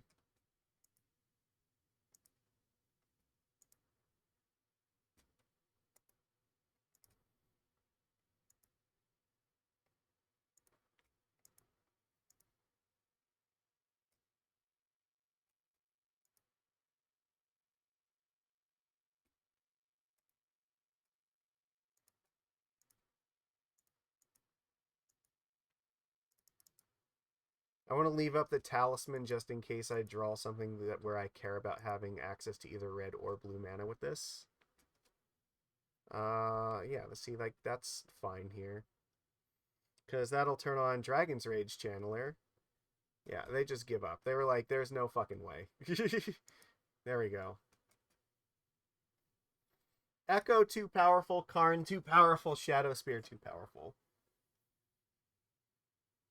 They didn't see Karn, but like, yeah, we were about to make constructs that were like infinity big.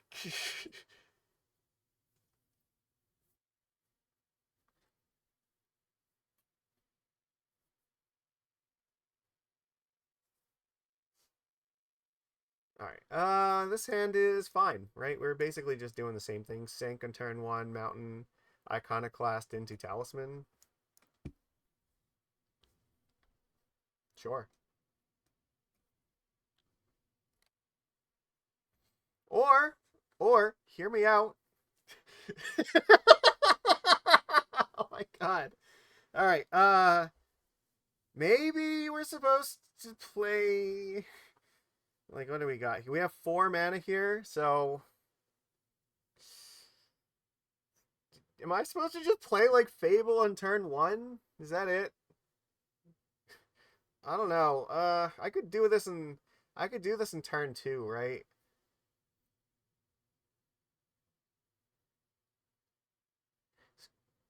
Oh, there's a lot of options now. I could, so what? If I play like Mountain Lotus here, that's 4 mana. I can play like Talisman into Fable, but I don't, or yeah, like that.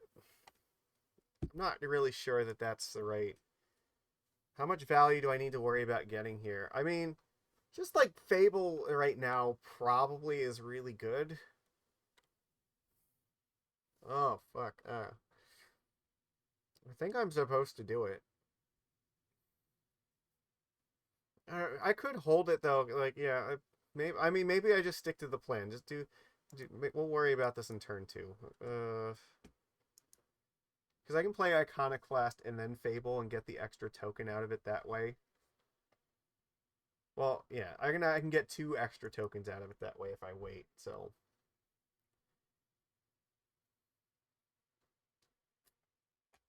survival of the fittest. Okay, that seems scary.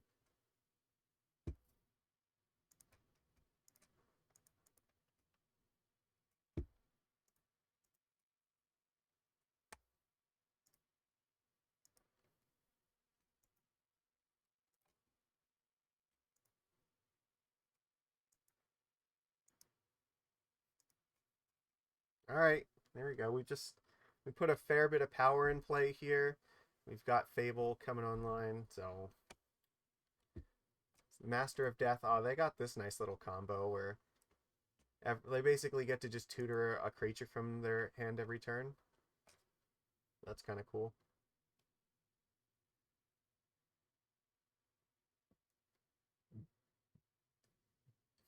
Well, we get to go up to 4 mana this turn.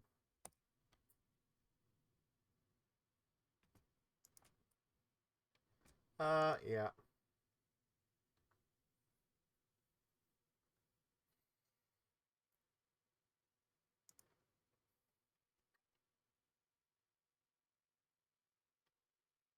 I think I just discard this, right? Because I probably do want to be casting Lorien this game. And I'm probably...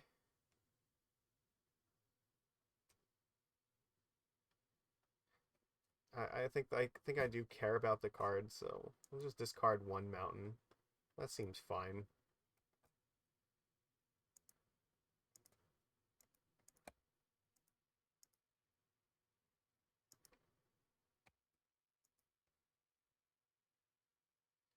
So let's see, I can play Talisman into deck.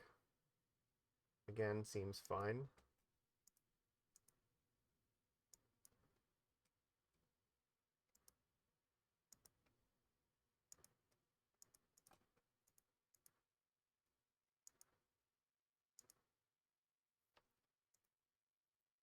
Just take it up. I don't think I need either of these.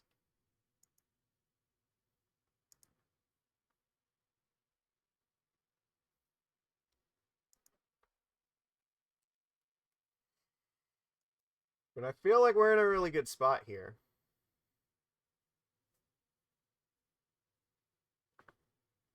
Ooh, that's not great. They're just going to reanimate this thing. Yeah, alright.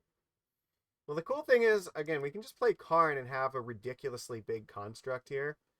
So we'll have what, 5, 6? It'll be a 6/6? That's pretty good.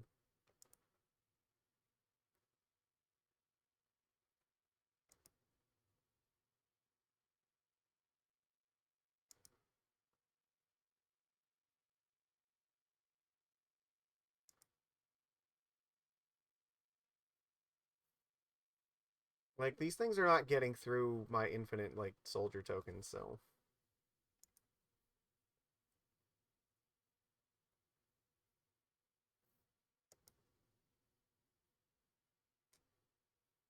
Alright. Flip. City of Traders is also a very good pickup here.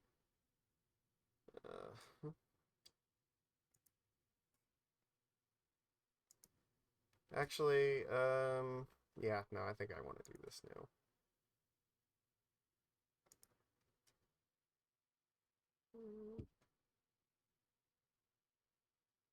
I could just gain control of their food token here. just to make my guys bigger. Because they can't actually sacrifice it right now.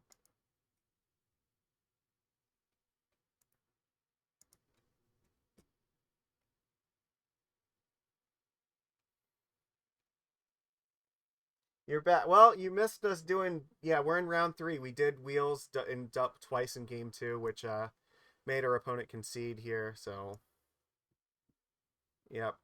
And we're in round 3, and we're in a really good spot here right now. So I have a few options. I have a 7/7 token that can like block anything here. I mean, I think I probably just loot here. Well, I don't know. I could steal their food token just to make my construct bigger, but pretty sure I'm just supposed to tick this up, right? So I'm probably just casting Lorien next turn, but just in case we're not, we should do this. Oh yeah, this is fantastic. That's exactly what we wanted to see, so. Um, I don't really need to attack right now.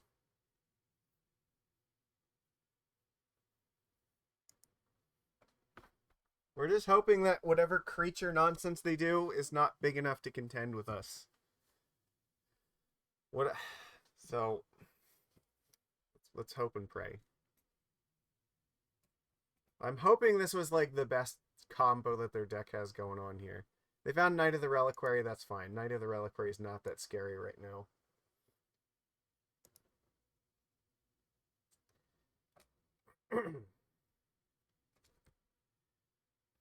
What if we pick up Narset? Can we actually cast it? We could. We could actually if we draw Narset, we could actually attack with the Goblin token to get the extra mana source and then flashback Echo. So that would probably do it. That is also very good. I see. Look, we're getting everything right now. All right, I think. How do we want to do this? I mean, we have so many options here. I don't really need to play the Chandra right now. Again, I could just take control of the food token. But I guess, again, I probably just want to target myself to try to draw the Narset, right? I don't really need either of these.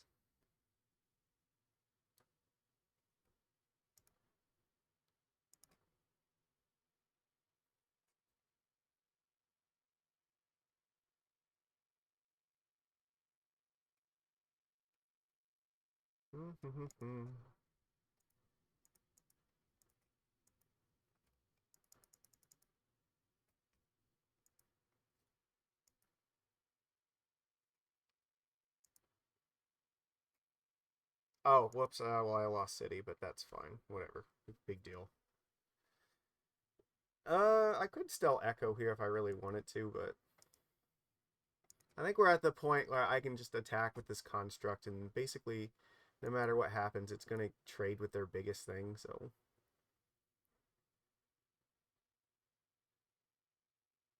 Yeah.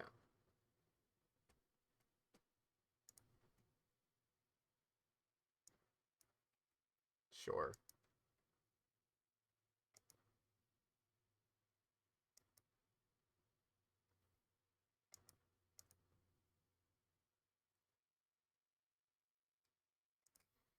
Chandra can just enter play and just kill this thing next turn.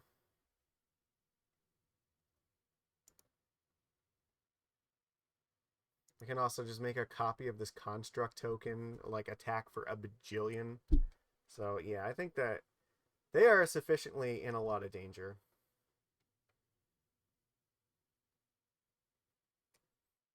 Okay, that's fine. I'm not really worried about that. I can also do this on the end step, right? Like, I don't have to do this right now.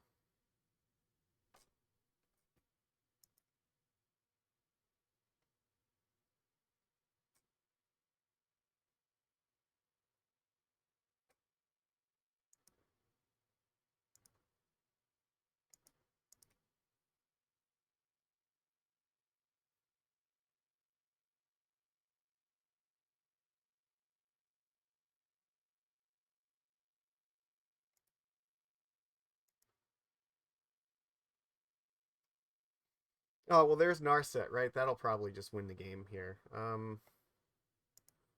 Okay, so what is the most efficient way to do this? Chandra effectively costs 2 mana here. In order to do everything we want to do, the Shaman token does make one. I mean, does it matter? Don't I just kill them if I just kill this Metamorphosis guy? They can block 1/9/9 and yeah, they just take like 1,000,000 damage. I don't have another red mana to cast this Chandra though. That's kind of a problem. Hmm. All right. Well, then I guess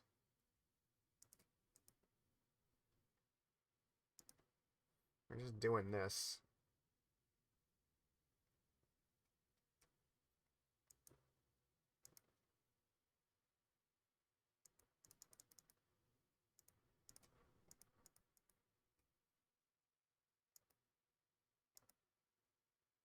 I mean, this is fine. Like, I don't think that there's any possible way that they're gonna beat this anyway. So yeah, they just gave up. All right, cool. So we went 2-1 in our first one. So yeah, that was pretty successful. And I think we will jam one more of these for tonight. So look at this. That was fantastic. All right. Everybody, did you like that? How did you feel? What are your thoughts about that deck? I thought it was great. All right. So what do we got here? Deathrite Shaman is always very good. Tinker is very strong. Like, it's very hard not to want to take Tinker, right? Like, there's basically no wrong way to play this card. It's damn near power 9. I mean, there's a philosophy that you probably should take any card that's like restricted in Vintage. So I think that yeah, I think we're doing this. I mean, there are definitely people who I think might want to consider Brain Freeze because they're just like that kind of psychopath, but I mean, yeah, sure. Tinker's not like the best card in the world, but like it's still a really strong card to build a deck around, so it's pretty free for the most part to play something like this. Yeah, you would be the brain free psychopath. Like I know several people like that. All right. So here is another one of those decision points where this is still very early on, and we right now have options of things like Show and Tell and Eureka and Sneak Attack that could all use the Semmercall, or even like Shallow Grave. Like, there are a lot of ways to effectively use this card if we take this early, right? So, like, if you're gonna do any kind of cheating out big creatures thing, this is the one that you want to do most of the time. And I mean, other than that, like the tropical island is never bad, but I think I'm willing to take this and just hope that we find something to use it with. So I always love playing those kind of silly decks. Like Imperial Seal is definitely the kind of card that we want in this deck too, right? Whatever dumb bullshit we're gonna do, Imperial Seal is gonna help us do it. Exhume is also very good, but Exhume doesn't work with the Emrakul. However, Imperial Seal will help us find, like, if we pick like Show and Tell, Imperial Seal is like 2 copies of that, right? It's copy number 2. So I think that we take this card. Yeah, let's go. All right, what do we got here? Let's see. Force of Vigor, Hierarch, Oculus, Renin 6. Archfiend of the Dross. Yeah. I'm not like super in love with like any of these cards, to be honest. It's not entirely clear to me what we're gonna do with all these things. Crab Abomination, like maybe. If we do end up doing like some sort of stupid reanimator or like show and tell nonsense, then this card does fit in this deck. At 6 mana, it is reasonably castable. I think this is probably this is probably what we go with. Yeah, I think that we're taking this. Oh, Necromancy. Look, this is exactly what I was talking about, right? Necromancy is the kind of bullshit that we want to do with Emrakul. So And it's cheaty nonsense. Basically, yeah, it's like Goryo's Vengeance, kinda. You can cast it as though it had flash, and if you do, then you sacrifice it at the beginning of the next end step. So we can, if we can put Emrakul in the graveyard, we can then necromancy it back into play for a turn to attack with it. I ever crab into an Urtai? No, God, no. That sounds fucking disgusting. Corpse Dance. Look, again, the exact same thing. Like, so we also found Eureka. Eureka is a very strong contender for this kind of stuff too. It's a plan B that doesn't rely on the graveyard. Um, it requires a little bit of a commitment to green, but it's probably worth it. Because if you're casting Eureka, yours is going to be better than theirs, like almost all the time. Corpse Dance is still really good. I don't know. It's really close here between these two. I'm gonna say because we're already in black, I'm gonna take this, but you could make a very strong argument for both. Kappa Cannoneer is really like fine. I mean there's the Blight Steel that goes with the Tinker. Eureka could wheel, right? And here's the thing: if it does wheel, it's going to be fucking amazing for us because it also works with the Blight Steel. So, all right, what do we got? Okay, so what do we got? We're probably not playing any of these cards. Probably not playing this card. Bankbuster maybe. Or we could just try to take some mana fixing. We might end up playing red. Oh yeah, Hogak's okay if we get Eureka back, but we don't necessarily know if we're going to or not. I think that there is a strong possibility we might want something like Faithless Looting or Dak to help us discard stuff if we can find things like that. So having some, hedging our bets with our mana sources a little bit is probably not a bad idea. We can probably do the same thing again. If we want to splash red, this is not a bad way to do it.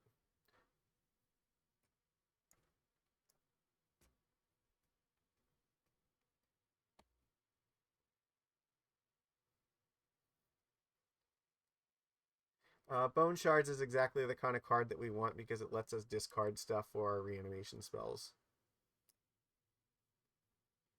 Yeah. We got Exhume. Alright, cool. That comes back because that works with Crab Abomination. I think we're just taking Silent Clearing here. The worst, it just cycles.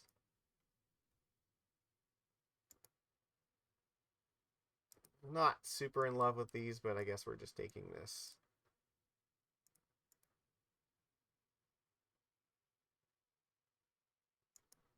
Yeah, again, I'm not like super in love with these, but whatever. Kappa Cannoneers, like, I guess it's okay. Oh, we got Mishra's Workshop. That's kind of cool. I don't know if we have the deck for it, though. There's Faithless Looting. There's Troll. Troll is, like, very good with what we're doing here. Like, honestly, we might need this. We have a lot of really good choices here. All right. The problem is that I don't, as much as I would love to take Workshop, I don't think we're not really making use of it. I think that for this deck, because we have this stuff here, that Troll is probably the way to go. It puts itself in the graveyard and gives you more mana to cast your reanimation spells. So I don't think that, like, obviously Academy is really good if you have like a bunch of artifacts, but yeah, I think that it's pretty easy Troll for sure. Seal can go over in this pile of combo cards. All right, what do we got here? Mox Opal, like, yeah, that's fine. Oh, Shallow Grave. Okay. I thought we had this already, to be honest, but I mean, I guess we're taking Shallow Grave, right? It kind of does the thing. Yeah. Basically, we're just trying to reanimate a dumb nonsense card like Emrakul, so. Okay, so what do we got here? Polluted Delta? That seems pretty good. Yeah, I mean, Snuff Out and Gusher are also fine cards here. And I think we just take the Delta because the mana fixing is good. So it finds like both of our main colors here. And also our third color if we decide to go for that. Um Dark Ritual. It's hard to argue with a ritual. Like this can enable some really dumb stuff, but Tar Pit is also, it makes both of our colors here. So that's also very strong consideration. Other than that, like I feel it's probably one of those two. Again, Ritual probably does the most degenerate things, so I'm probably just going to take this for that reason. All right. Here, what do we got?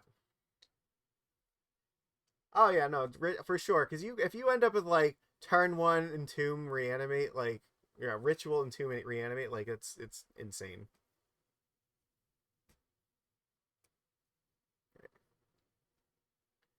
So this is fine. This does kill a bunch of stuff. And its removal can also put itself in the graveyard. Blood Tithe Harvester does let us have a discard outlet with the blood token. But I think both of these are very strong choices here. This does give us like a pretty good reason to play red. I'm gonna take the Harvester. But I think that you could make a very good argument for both of those cards. Archon of Cruelty is pretty easy here. Oh wait, no, Show and Tell, obviously. Okay. We started out really good over here, and then we like kept going and like, oh wow, we have Show and Tell for the Emrakul. For sure, we're taking this. Easy peasy. Yeah, this is the kind of deck where, because we're trying to reanimate Emrakul, we really want the instant speed reanimation. So Show and Tell works with Blightsteel and Emrakul very well, so that's nice. It's also worth noting the what is it? The blood token is an artifact. Yeah, right. So if we need it, we have the blood token. Yeah, it counts as an artifact for the Tinker. Yeah, it's unfortunate that Archon was there, but what are you gonna do? We got Vampiric Tutor here, right? This is Sveilun sending us a message. Sveilun wants us to go maximum fucking degenerate with this deck. We are going super hard on here. I love it. All right. Yeah, I think we're just taking Badlands again because it's our Delta finds it. It splashes for red here. Yeah, this is pretty fine.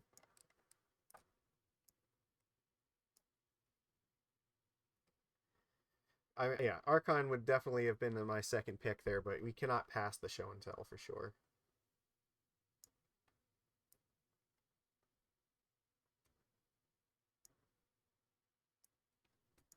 All right. So here we have some choices. Hooligan's Command is not bad because we can actually use it to discard our own stuff. It also interacts with our opponents. Mere Battlesphere is another thing for us to put into play. It also can be tinkered for. Both of these are fine. Brainstorm is also kind of fine, but I think we're taking Battlesphere. Yeah, we got Overlord back. That's good. It's kind of removal, but also like a reasonable creature to reanimate. So, I think we just want. I think we want Snuff Out here, probably. Yeah, I think that we want this. Where does this go? I mean, it kind of like, it's not necessary, but we put it over. I guess the relic, but I'm not really like, yeah, I don't care about this too much. Wait, didn't I thought we just took this card? Oh no, we took a different. We took the Overlord. Never mind. Whoops. Well, we got it back anyway, so there it is. Yeah, I guess City of Traders. Like, sure, that's fine. Voidwalker is fine. Our deck is already very good. Okay, we got more really good choices here. Recurring Nightmare. Recurring Nightmare is fine. Emperor of Bones is also very good.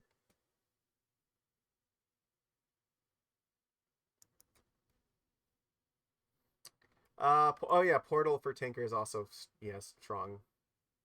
Yeah, I agree. That seems great. No, we're definitely running the Tinker. We have enough targets for it. That I think that it's a great choice here. So, no, I think we have enough stuff where we probably want this.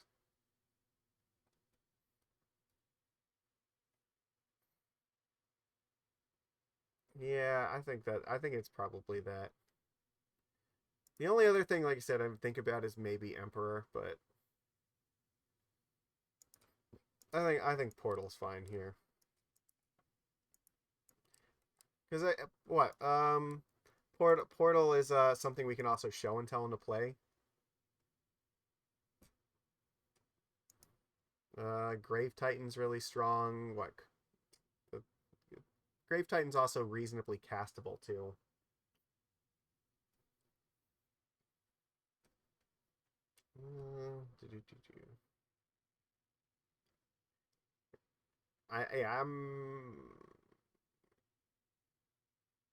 I think we're just taking Titan here. All right.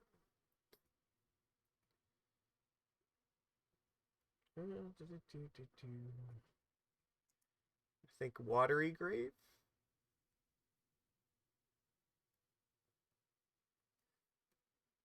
I mean, it's possible we can just play the Spellbomb and the Relic here just so that we have Tinker targets. They're not the worst thing in the world. I'm pretty sure that we're just taking Grave. I mean, Knight's Whisper is also sort of a consideration, but I think again, we just focus on making our mana really good.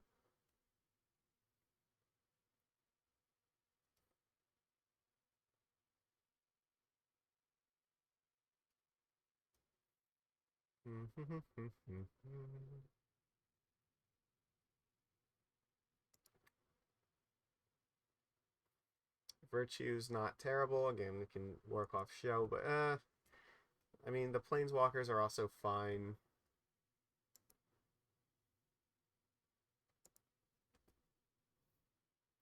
This is also an artifact here that like can be used for Tinker. It makes a treasure token, I guess. This can also this is a nice control card for the deck. We gotta make a choice quickly. I guess if we want to play Tinker, we probably need a card or two like that. Okay. Um,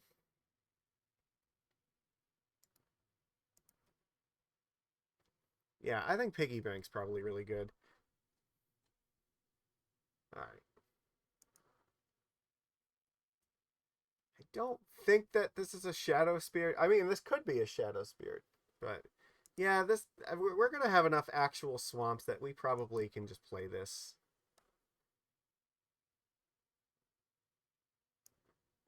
I think that's right.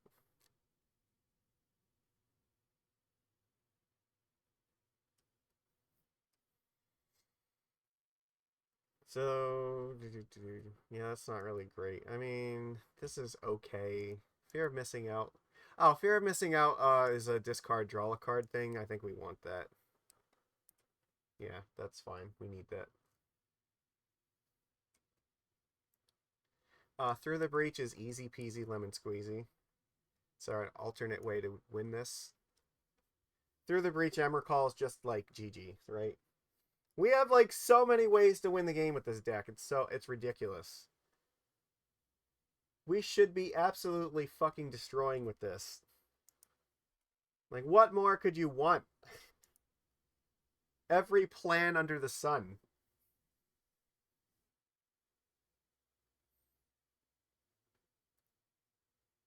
The only thing that really would help is if we had a couple more ways to put things into the graveyard. But I mean, as it is, like we have like two different tutors to like find ways to do that. Or like even if we don't have a way to put it in the graveyard, if it's stuck in our hand, we can always just find like either breach or show and tell and go off like that. So Shriekmaw is almost definitely what we want here because it does both of the things. Actually, Chainsaw is also very reasonable too, right?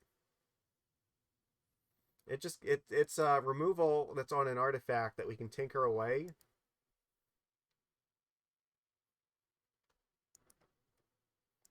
Uh, I think well, Triplicate Titan again is another like thing that, but I think we have enough like reasonable things to do with like giant stuff that I think we just want like cards that keep us alive long enough to do them. So this lets us surveil one. We are not taking Dark Confidant. There's no way. Attacks. Yeah, this is another Dark Confidant effect. We cannot be playing that. I think we're just taking Backstreet just to try to surveil stuff into the graveyard. Actually, we could take Woodfall Primus, right? That's possible. I don't know if we're gonna play it, but we can definitely like take it.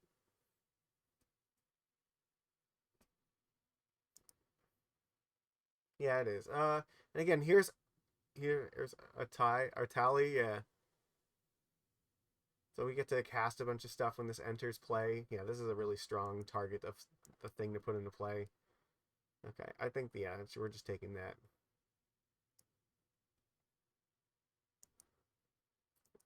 Probably Night's Whisper.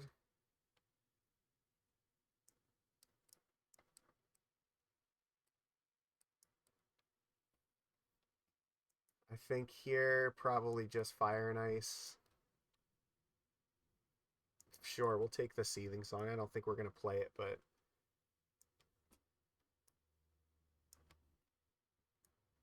all right, here we go. We got I think the basis of a really powerful deck. So let's see. We've got like four main ways of winning here. We got like Tinker, Reanimates, Show and Tells, and Through the Breach, right? Plus tutors for all of them.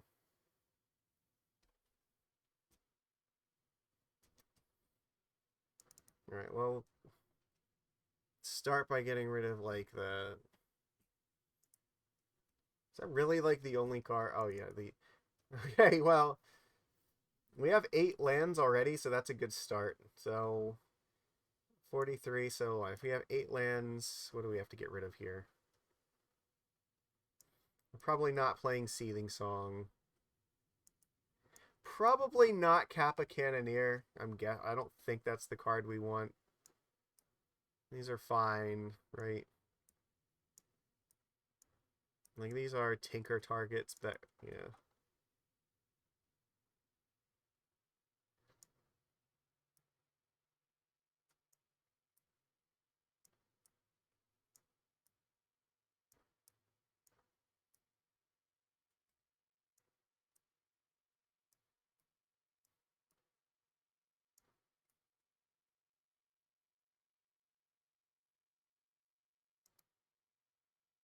Yeah, this mills cards, which is good. That's what we want to do here. So this was a good pickup.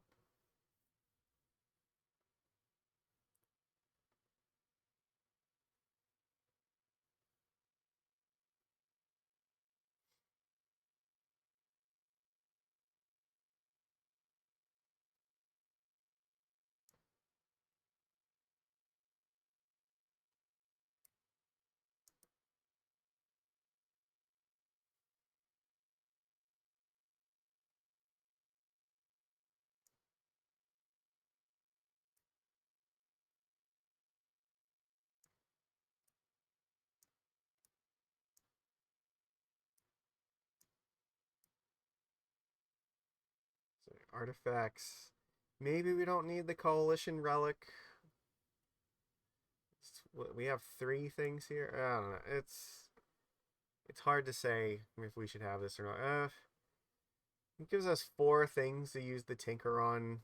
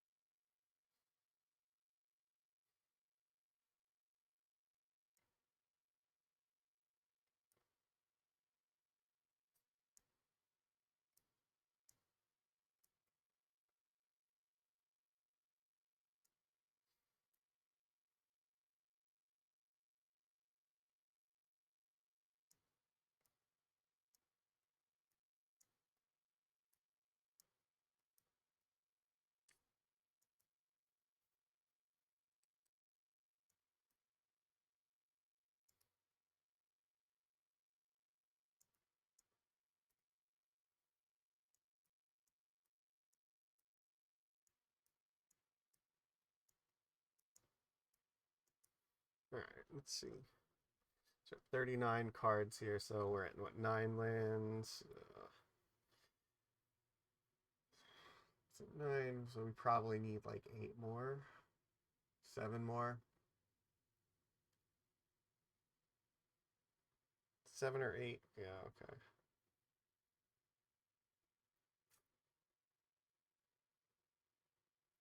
We could just abandon the Tinker package for this. Because we already have enough going on, right? We have the show and tell them through the breach, right? So hopefully that's fine.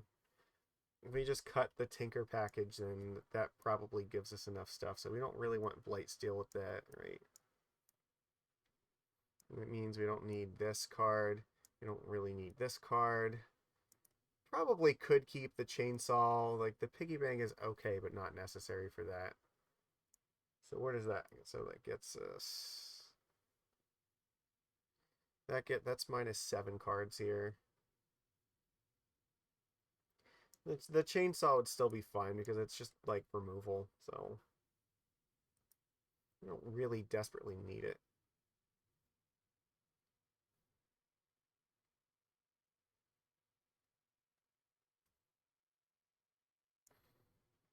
That's got to be the way to go because we're not gonna these choices are not gonna get any easier.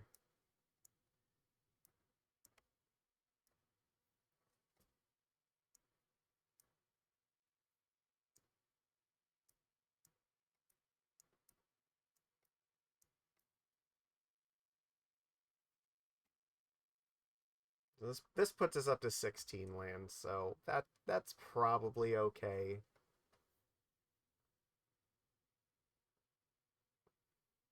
Okay. All right. I think this is all right. Let's just check here. All right. So black, what do we got? 1, 2, 3, 4, 5, 6, 7, 8, 9, 10, 11. These don't really count. Yeah, I'm not counting any of these cards because we're probably never casting them. Red is 1, 2, 3, 4, 5. And blue is just 1, 2. Sure. All right, that seems fine. What did I say? 11, 5, and 2, I think. Means city's fine because it'll get us through the breach mana like pretty easily.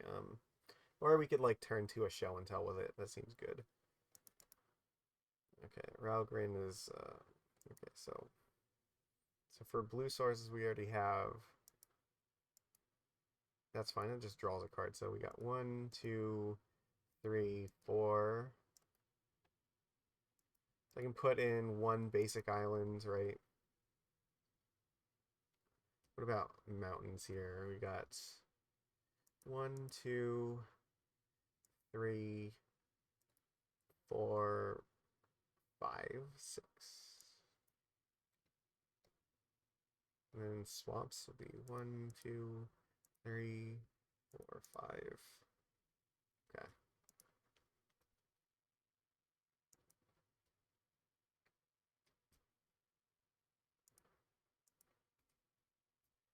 I think like this. So 1, 2, 3, 4, 5.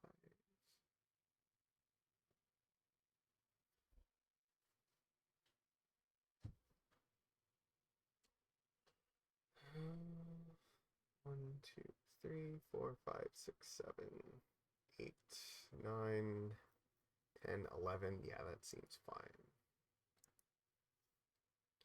And then red is 1, 2, 3, 4, 5, 6.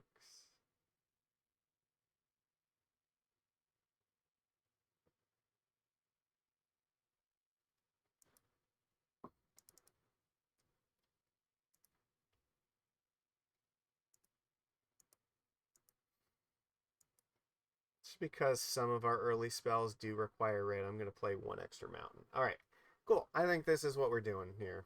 All right, let's get a screenshot for deck number 2. Oops. Hold on, let me... Can I move this back over? Beautiful.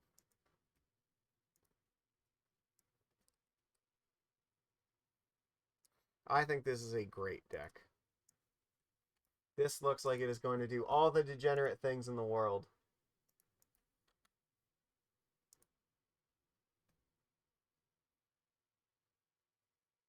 All right.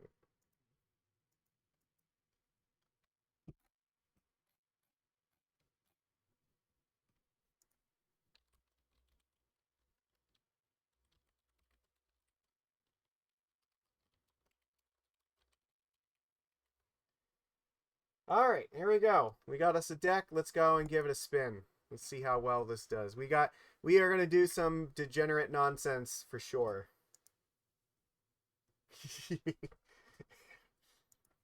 Can you feel it? Do you feel it now, Mr. Krabs? Do you feel it now, Mr. Crabomination? Oh, yeah, play. Cool. I am excited. I think this is going to be real fun.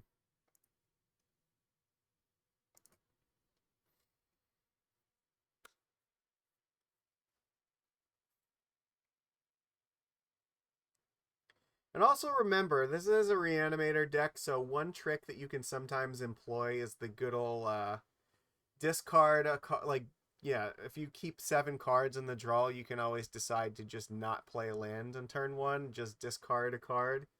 And then, it works a little bit better if you have reanimate in the deck, because then you can go like turn 1 just discard, turn 2 play like swamp reanimate. So those strategies always exist, but we do have 2 tutors in the deck plus like ritual, so like we're probably just better off like not doing that most of the time. Just, like play some of our real cards to like try to do this. Stuff like Grave Titan and Crabomination are like, they're reasonably castable for like 6 mana. That's why you always like cards like this. Like even Troll, like at 6, is like, it's castable, right? The nice thing about Troll is it puts itself in the graveyard and gives you the mana you need to continue going on. So that's really good. But yeah, like if you're never sad to just cast Grave Titan and casually just put 10 power on the board. I would love to play first. Well, we have Emerald. Okay. I think that this is a keep, right? We're probably just playing like Imperial Seal for like a land. Honestly, because actually we probably just get the fucking or the City of Traders and just play Show and Tell. That's got to be it. Okay, yeah, let's keep.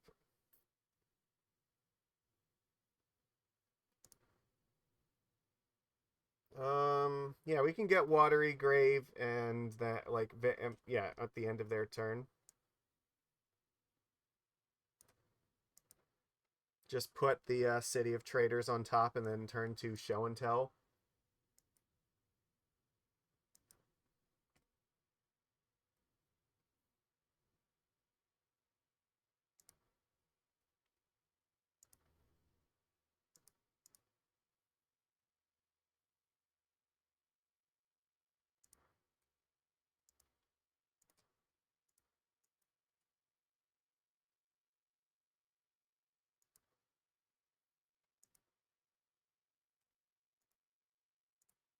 All right, let's go to class.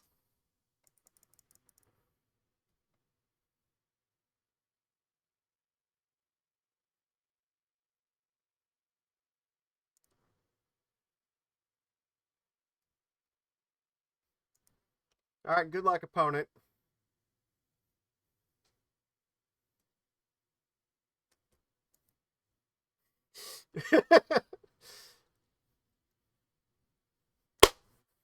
That's what I'm talking about. Real vintage cube gaming. Oh, that's amazing. Look at that. We have all the degenerate cards. Alright. Alright, this is beautiful. I've never been so proud to be a limited player. Oh, that was a masterclass with show and tell. They did not see that coming. Not from a mile away. The good old vampiric tutor for a land on top of the deck in order to like win the game. Alright, what do we got?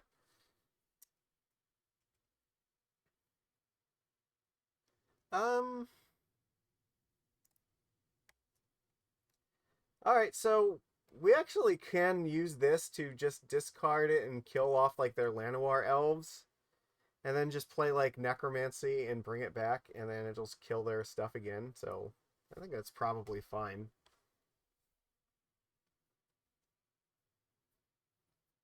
We probably don't really want a corpse dance here. Oh god.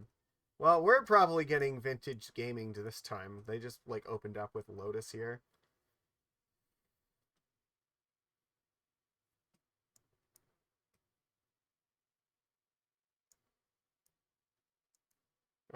If Rumble is all they're doing, that could be much worse. Oh, they have natural order? Oh, that's dangerous as hell.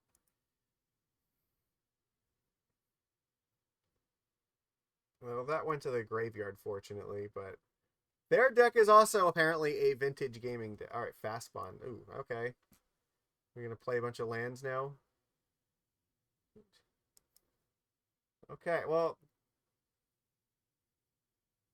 I gotta be honest, things could have went worse here, but this is surprisingly okay. Like, we're not actually dead from this yet. I think we're just playing Polluted Delta here. You just pass. Probably just get the Watery Grave with this guy. I assume they could just draw extra cards here because they have the life. They don't have to worry about it. Yeah.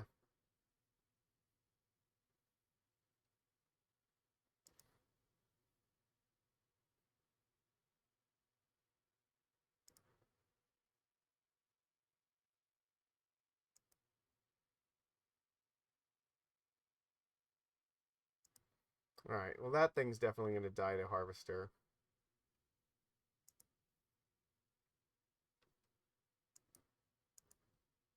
Crack Delta. Do we get Grave or do we get the Triome here? I think we want to get Grave. Yeah, that's fine.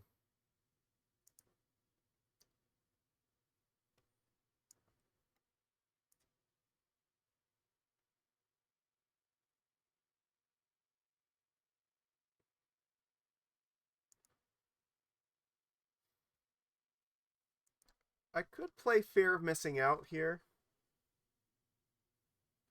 I don't really want to discard this yet. I think I would rather like kill off Llanowar first. May as well do this now. So I have something to do next turn, but I want to keep this in case I actually draw something useful, like say Emrakul, because I want to get to a point where I can potentially just go like Fear plus Shallow Grave.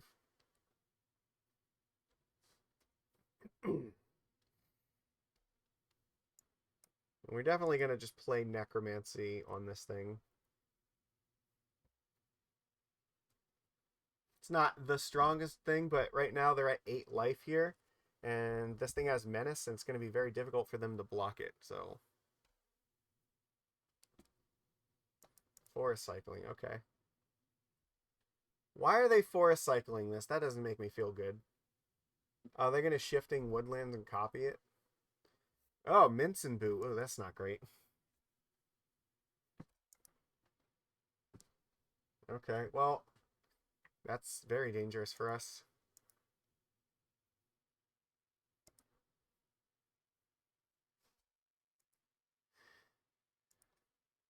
Okay, so we're telling me we kind of have to draw like Emrakul now. Exhume is not the card that I want when they have Generous Ent in their graveyard either.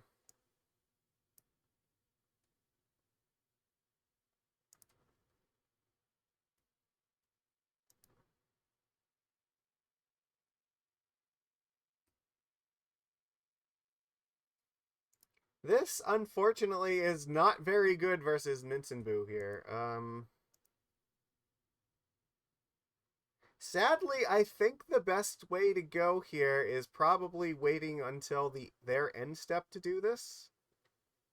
We'll just corpse dance this thing and then just hope for the best. Because I don't think playing Necromancy here is very helpful.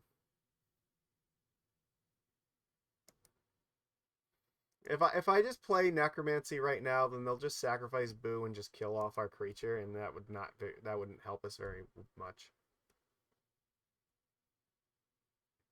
What I need is for him to get greedy and draw like another card. Yeah, I guess we still have the possibility of Emrakul.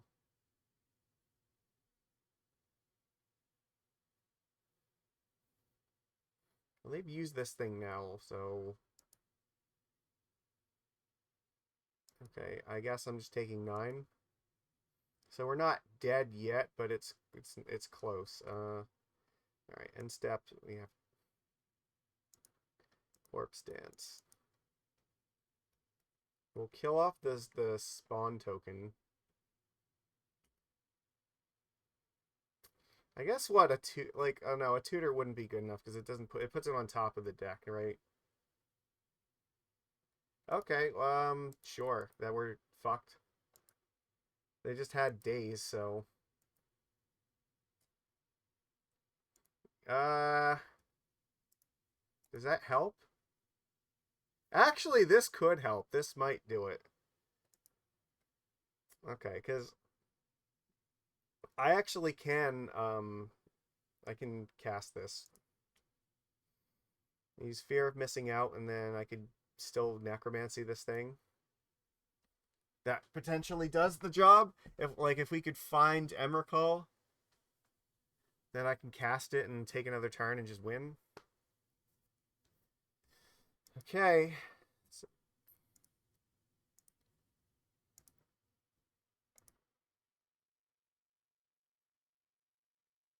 well, they have no more cards, right? So basically we just do this for free. Show and tell is not really the one, so we're really, really gambling here. All right.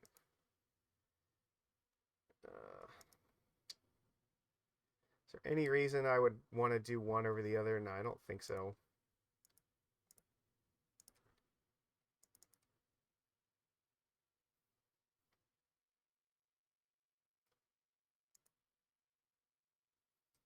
Reanimating their generous Ent doesn't do anything. We have to get Urtai, right?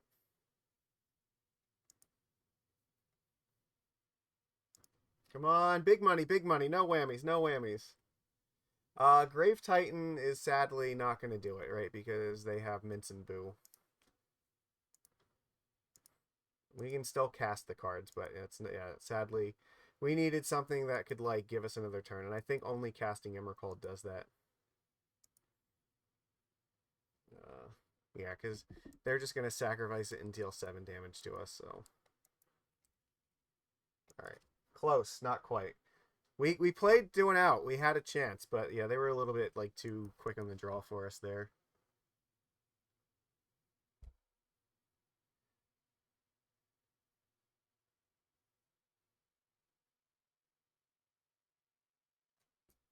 I would love to play first. Yeah, this is fine actually.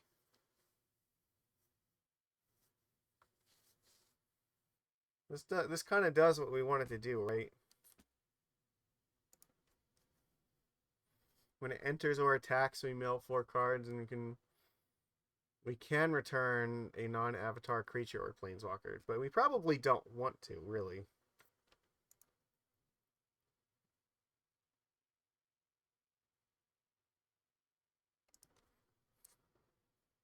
Yeah, I think this is fine. We can just like discard this thing and then reanimate this.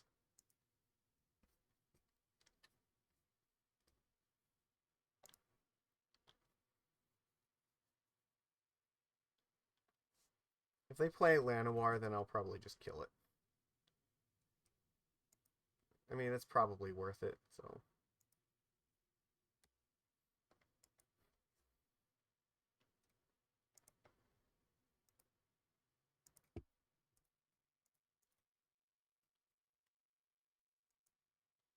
It'll give us a turn to play this, and then we'll have the 3 mana for the Necromancy after the Fear of Missing Out.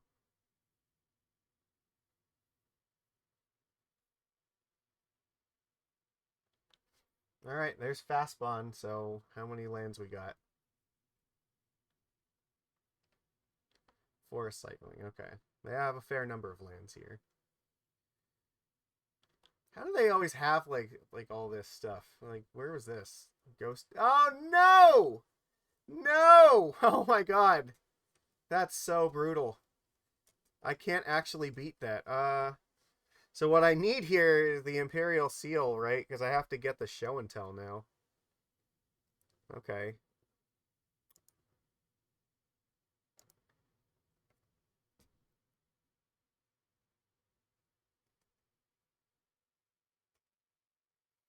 At this point, there's like no point in actually bothering. They have the Ghost Vacuum, so this is useless to me for the whole game. May as well just play the Fear of Missing Out, discard Necromancy, and then I can still like really, if I need, like, because if I draw the Emrakul, that's obviously the thing I want to put into play. So may as well try to find that. Otherwise, I'm stuck with Seal and just trying to, yeah, get a better thing. So this gives me at least a turn or two to decide what I want to do with it. So, all right. This is dangerous because this thing can actually come back, right? If they get 6 mana. Okay, that's, I mean, that's not great.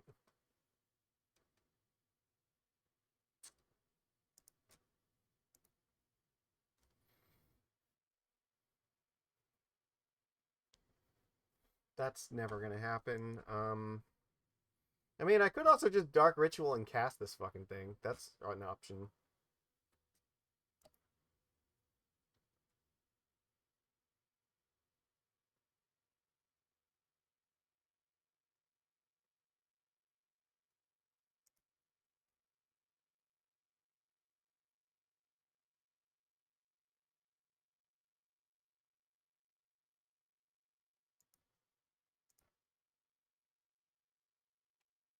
It still leaves me the option if I can just draw something. If I can get something with this, I can actually just cast, like, show and tell later, so. But I need to pick, I need to, like, mill 2 creatures that are worth doing this with. Alright, let's see.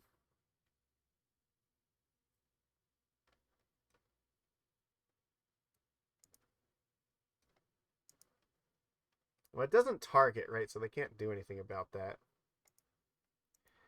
This does not have menace, so there's no, I can't attack with it. But the cool thing is that I have a 5/5 now, so.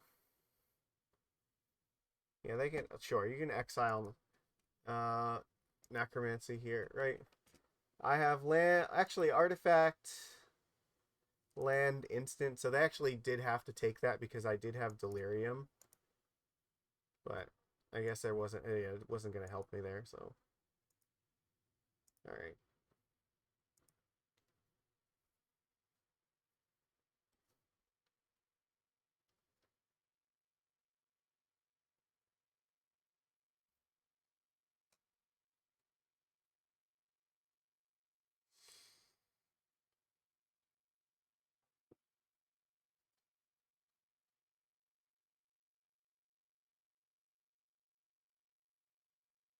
Sure. They're going to explore. That's fine. Is there an orb on top? Does that actually help you at all? Probably not. Sylvan Library, okay. Yeah, attacking obviously doesn't do anything for them, so. I guess if we find one more land, then this becomes useful.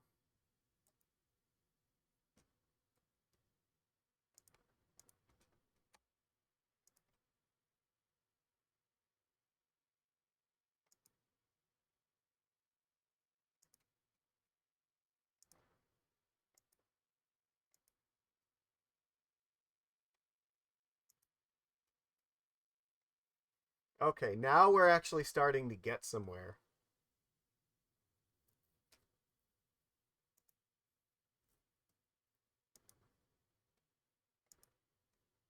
That is actually worth putting into play, so.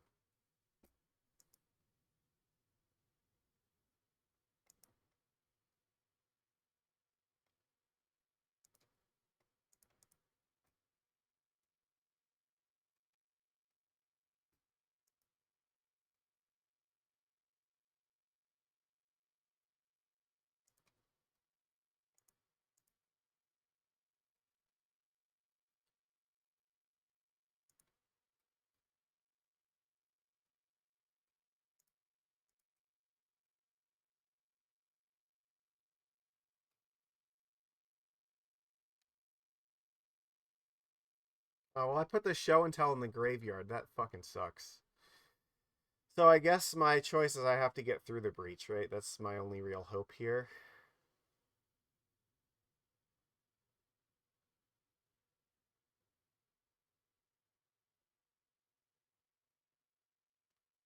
Just through the breach Urtai and hope that it works out.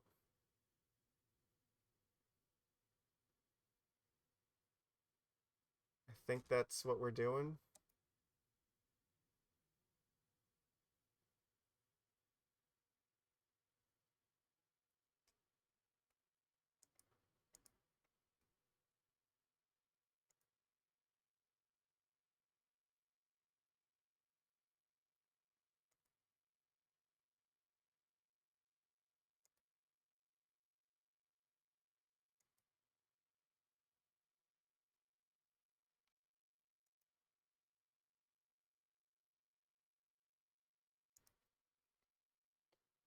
And if I'm lucky, maybe I can hit something relevant off of their deck too.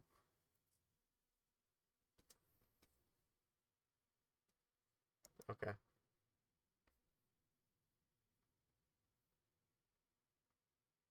Sure. Doesn't really matter. They're just gonna gain 2 life a turn. Sure. Oh, they're just gaining infinite life now? Is that what's happening? Ah, I see. They have a combo here. Alright, well, that's fine. I can still technically beat them. I just need Emrakul. I'm not actually dead yet.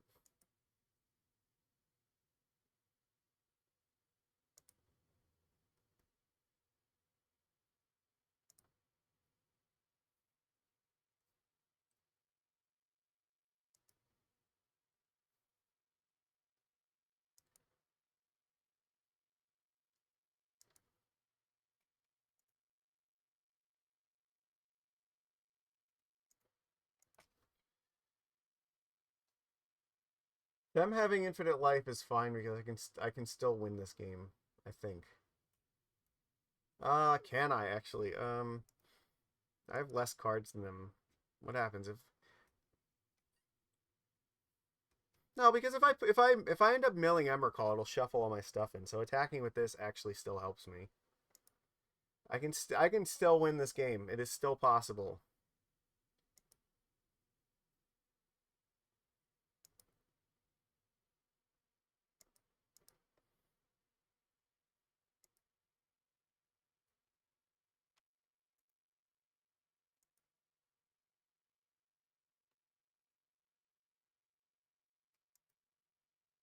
They have infinite mana. Okay, so what are they gonna do? Just they're just gonna play like these things, I guess. They can use the ghost vacuum, I suppose.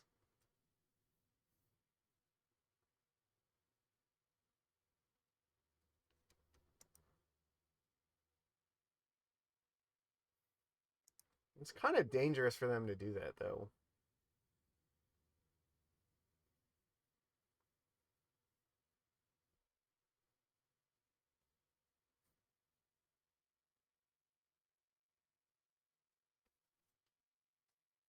All right, well, we'll see what happens here.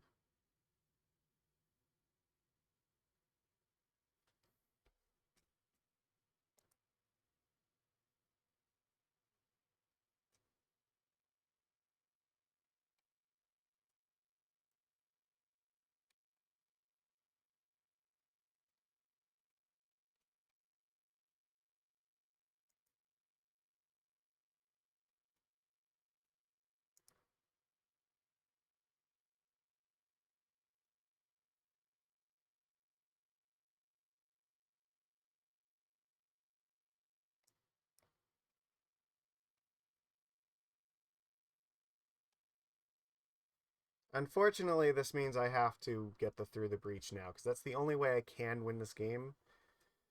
Which means I have to throw away Urtai and then throw away Troll.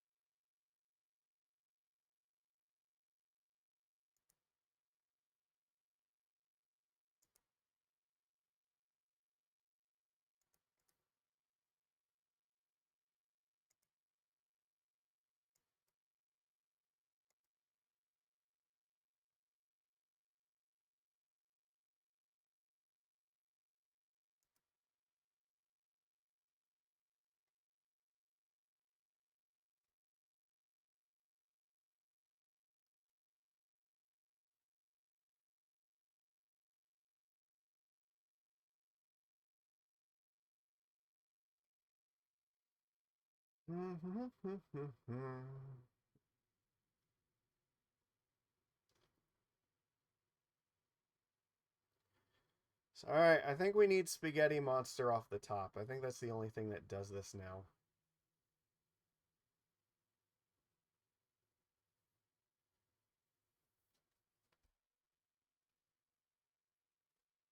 Because actually, I don't even know if that's enough. So I have to kill off, like, this orb, right? Well, that definitely isn't going to do it.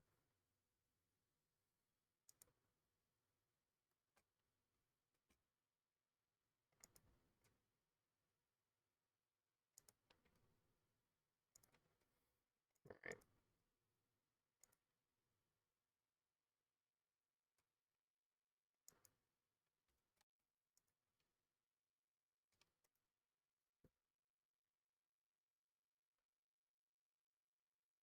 I guess we're casting that next turn.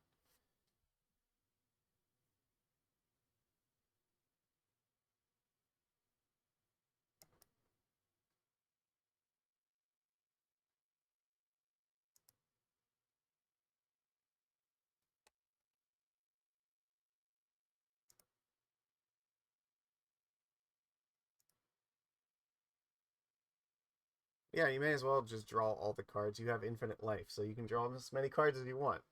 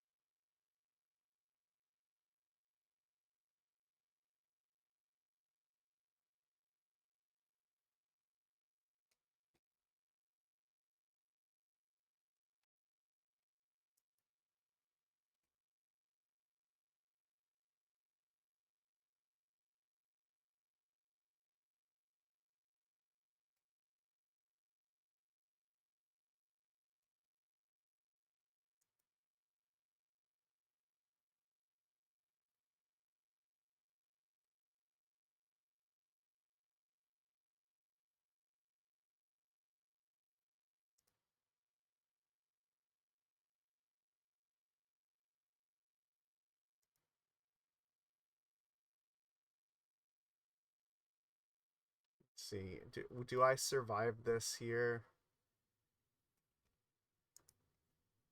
Can I afford to wait a turn? Uh,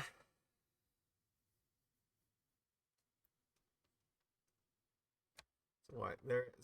I'm at 15, right? So this is flying. I can't block this. So it's 8, 9. If I put this in play, I could eat one of these things. That doesn't really do a whole lot. I'm just trying to think, if I cast this Through the Breach right now, what can I possibly draw next turn that keeps me alive here? Because I won't be able to put Spaghetti Mom into play. But I don't think that's going to matter, because they have enough stuff to sacrifice where it doesn't matter. They can just sacrifice all the lands here. I don't think it would actually help me anymore. So I'm kind of relying on like their own stuff. It's very possible I might have to breach this right now so I can cast their stuff to block a bunch of things from them.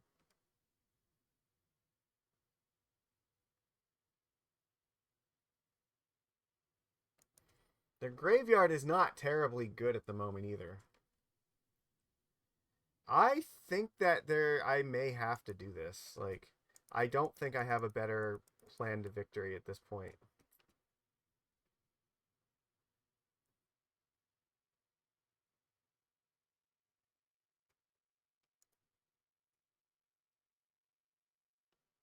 All right, let's see what Crab gives us. We don't know. It's a mystery.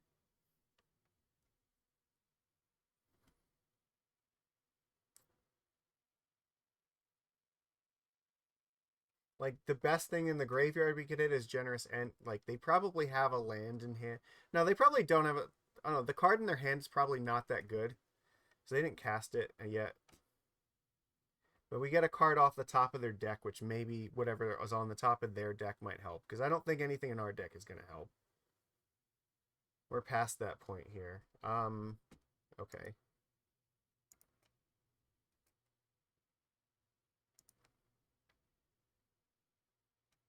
They just use the Beseiju, sure. Just to make it less likely I get the Ent. Okay. Oh, they're using the Ghost Vacuum to make sure I can't get it, so that's fine. So I guess we're just looking at the top of their deck. So what do we got? Um,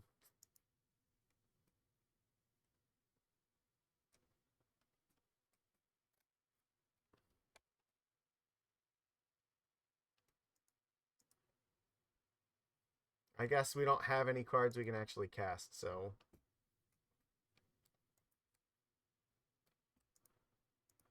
all right, if I block here, yeah, I'm still technically alive, but yeah, I think that was our last hope, and it doesn't really do anything. Well, the Ghost Vacuum is tapped, so maybe we can just draw a reanimation spell and try again.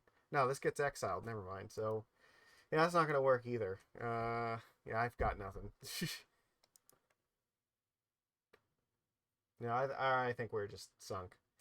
I didn't understand what their combo was with the orb, so maybe there was something I could have done differently, but I'm not sure that I actually could have stopped them from doing this.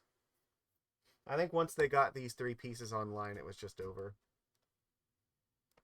They ended up putting enough permanents in play where even just like sending them back to the like making them Annihilator 6 like wasn't actually enough.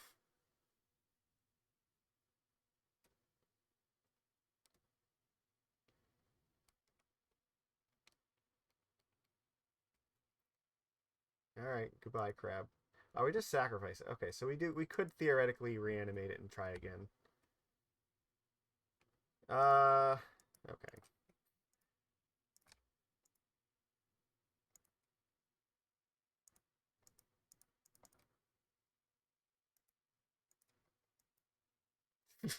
Yeah, all right, we lose. So close yet so far. Damn it. That's okay. That's fine. Many magics were had that round.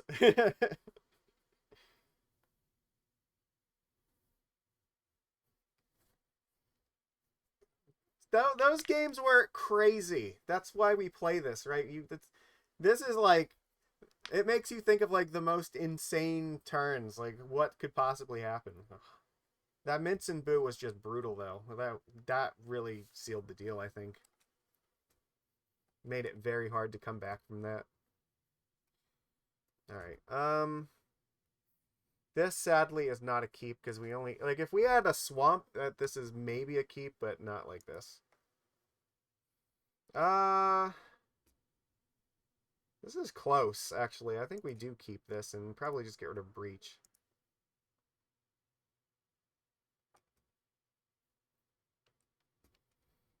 Because if we can just like Bone Shard something that they do, that would be like if they just play like a creature that we can Bone Shards. That's awesome. Yeah, that's exactly what we wanted. to.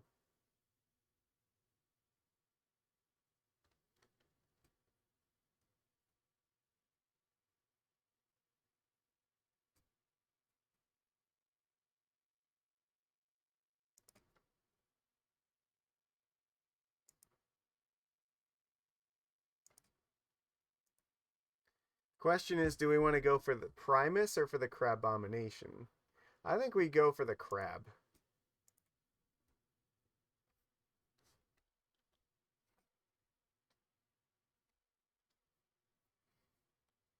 Hopefully they do not have like a force or anything. We can just like shallow grave for victory.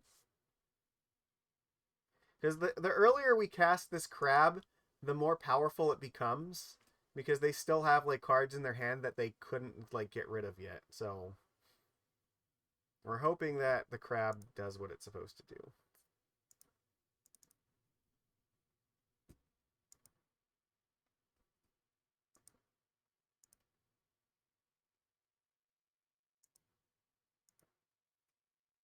Alright.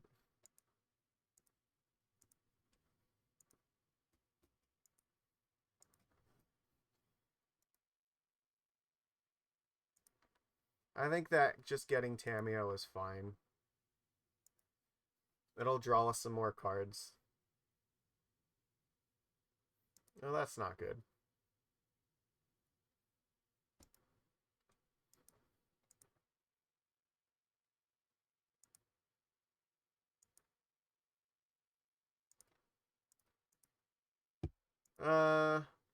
No, I think I'm supposed to just take 3.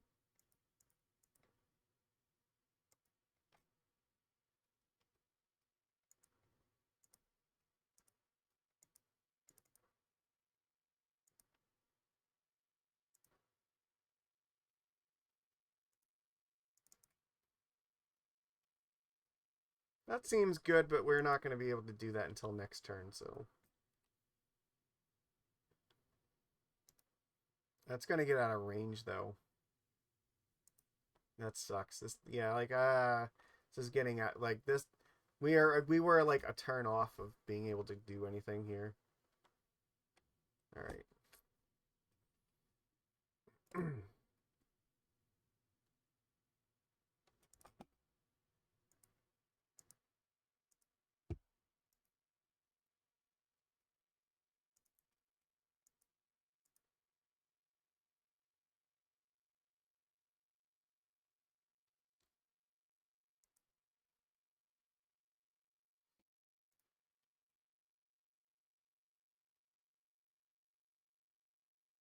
Yeah, dealing 3 damage is not really helpful right now.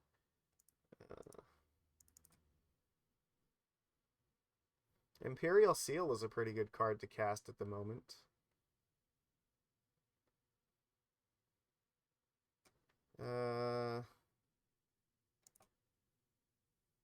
Badlands, play Imperial, so we play around Days.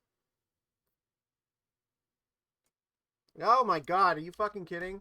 We played around Days, but not Spell Pierce. Oh, fuck. No! I think we're just gonna die to this thing now. I don't really, like, I don't have a good plan to deal with this.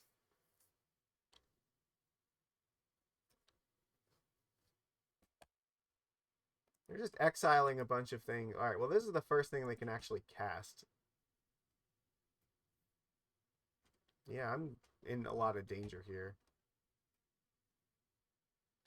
Okay, well, basically, I need to draw through the breach, right? Or show and tell. But no, show and tell I can't actually cast it, so yeah, I'm not sure exactly what we're doing here.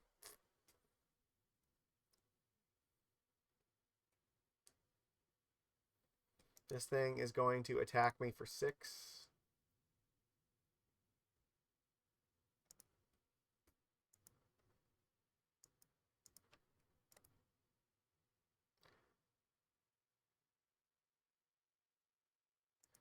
No, this thing is going to attack me for lethal, yeah. So I cannot attack with Tamiyo here. So what I need to do is play the Silent Clearing and try to draw something right now.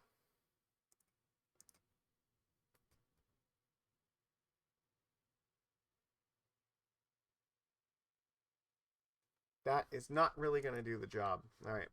So I have like one turn in order to find um I have to find like breach, right? Because then I can Emrakul and attack everything.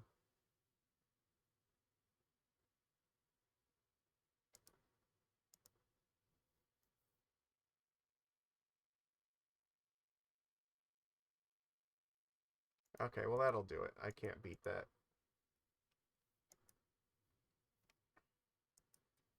Yeah, that was rough.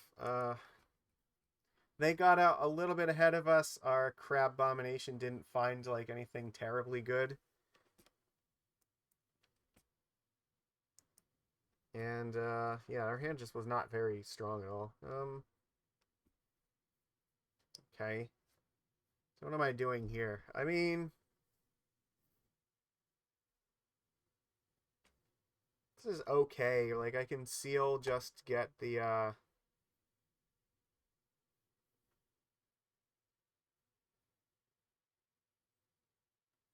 seal gets the troll cycle troll exhume.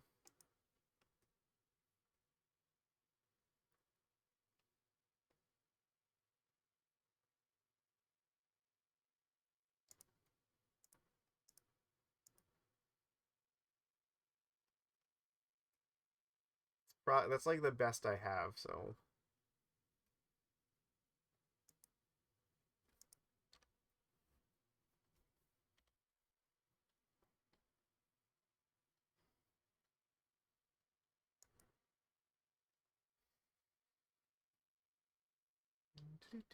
so I think yeah, we can't do this right now, so we'll just play the Triome here.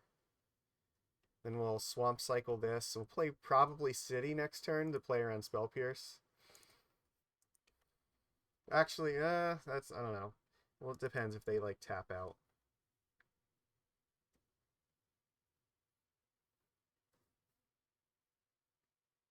Okay. Well, no, not okay.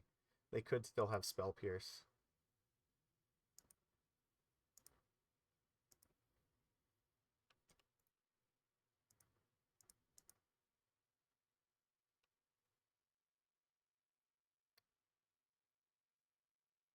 I don't think that there's any chance that I have to worry about like Blood Moon,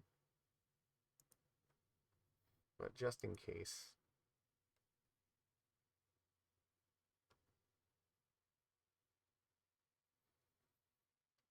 If I don't play the city and they have Spell Pierce, I basically just die, so I think I have to do this.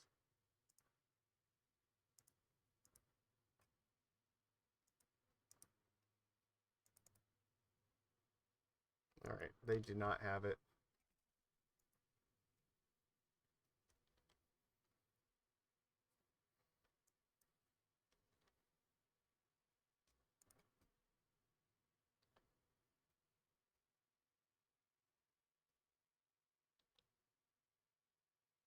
They're probably just going to flip Tameo here. Unless they can kill this thing. They might have double removal here. Alright, yeah, they do. Alright.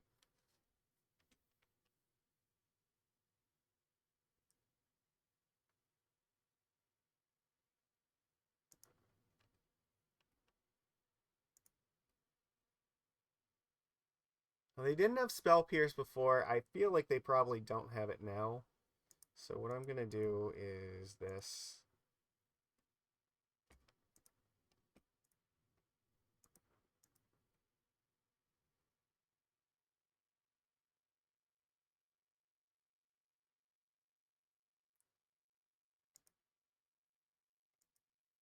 Alright. Slowly work our way up to crab mana, I guess. Oh, that's not good.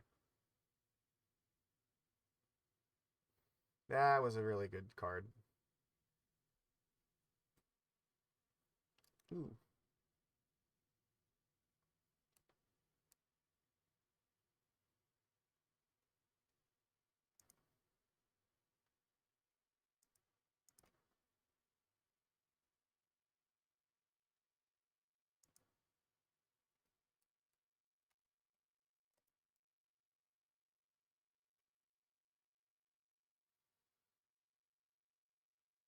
I mean, it doesn't really do a whole lot to do this right now.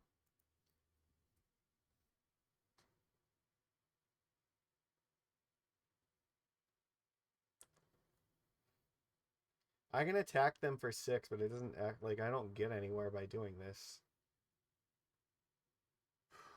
So, what? Yeah, I think I just have to pass.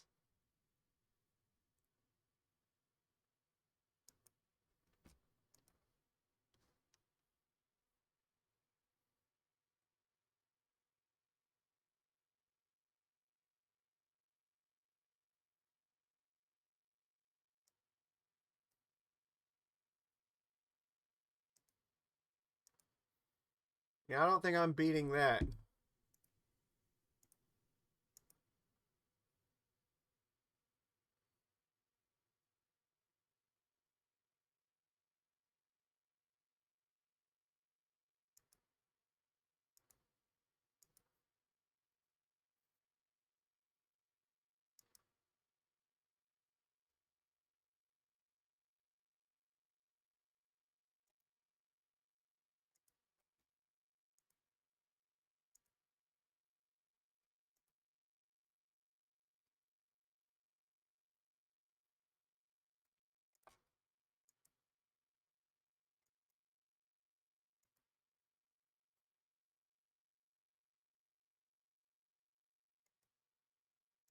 Yep, that does it.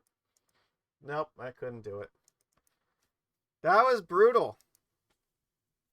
Ah, fuck. Yeah, we just like couldn't get through there. That was terrible. The crab did not impress me this time. It looked really weak, to be honest. Ugh.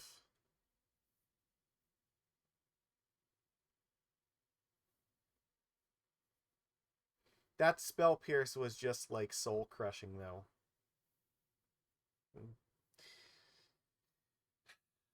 Oh well, such is life. We have to win at least one for our honor.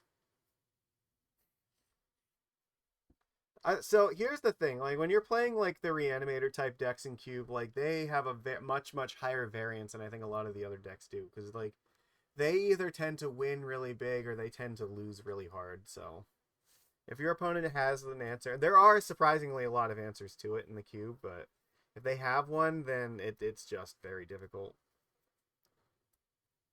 Good luck. All right. Well, we're on the draw. I kind of want to do. Well, all right. Actually, no, because as much as I want to do this, I don't actually. Opponent was just good luck. I would really like to keep this, but we need another land to actually do anything, and two, we don't actually have anything to put into play with this, so I think we have to mulligan. This is not a whole lot better, but a little bit maybe.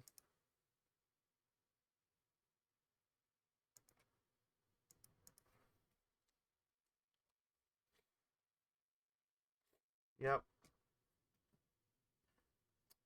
We have mana, so like we're only missing one thing here. Like realistically, okay, well that actually could get us the one thing that we're missing, so I think what we want to do here is get the spaghetti mom.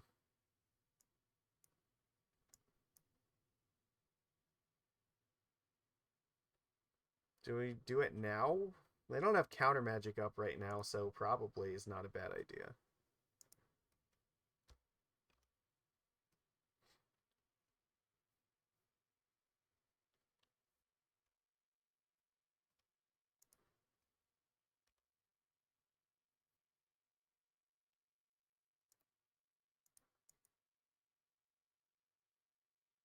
Okay, that's fine. We have Snuff out here, so we can still defeat this, but they've decided that they're gonna make it really hard for us.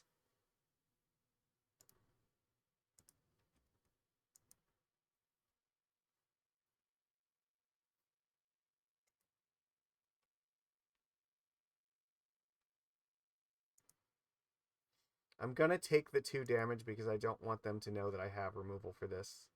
So really hoping, yeah, I want them to tap out first.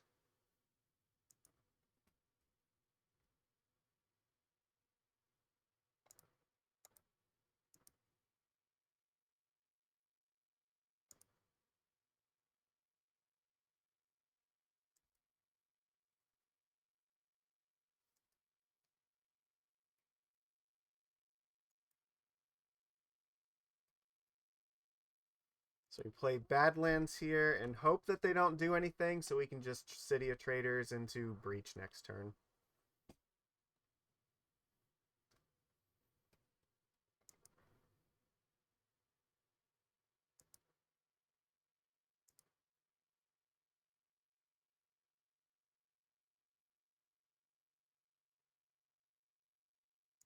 Okay.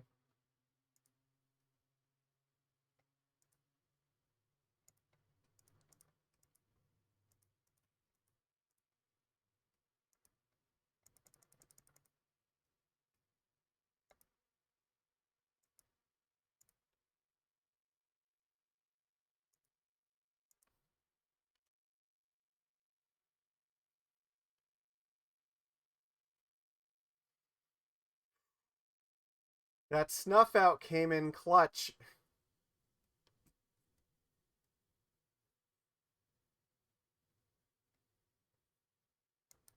Alright, we gotta find a way to actually finish the game before they get back in it. Shouldn't be too hard, right? I think this is fine here.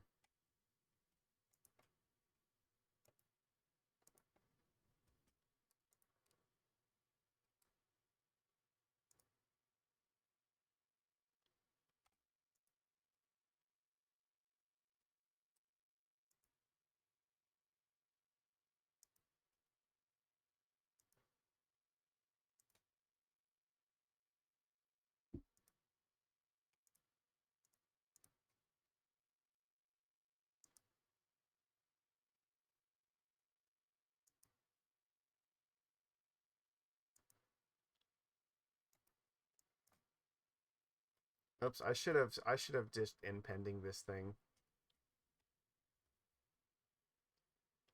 Vampiric Tutor's really good here. Okay.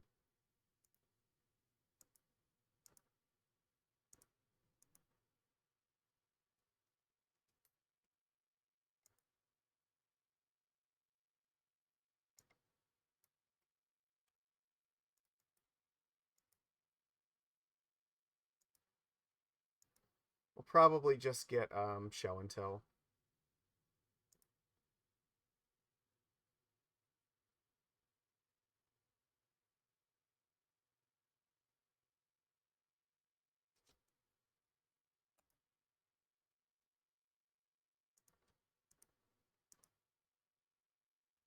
Actually, do I want to get that? It's a really fine question here. Actually, I think I get Troll. And yeah, I think Troll is actually the way to go.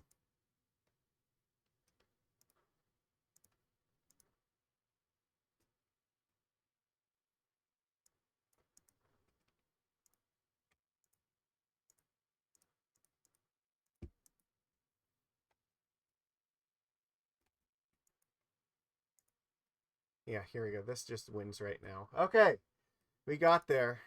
We did the thing. It was difficult because they had the stupid containment priest, but we found the answer to it. So we gotta watch out for that guy. Hmm. Yeah, unfortunately, Tinker's not really gonna like. None of our strategy gets around it, so this might be a situation where we actually want the Ether Spellbomb. Yeah, that's probably fine.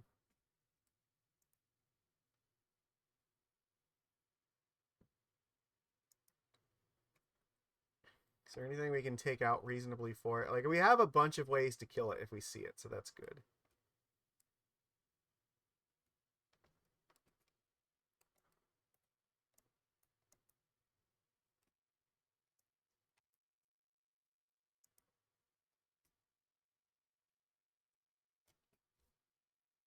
Mm,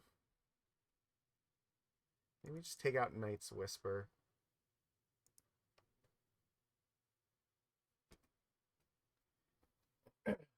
All right.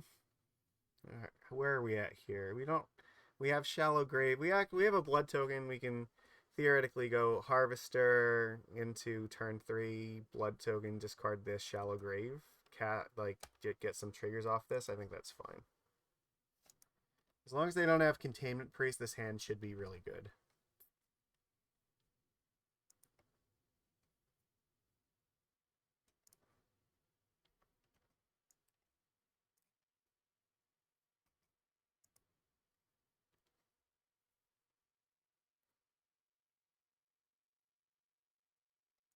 Sylvan Library. Okay. We'll get the Watery Grave. Just so in case we draw Show and Tell, that's an option. Chainsaw's a good one. That protects us from Priest. Now maybe we might use the Woodfall Primus. Just because it'll blow up the Sylvan Library.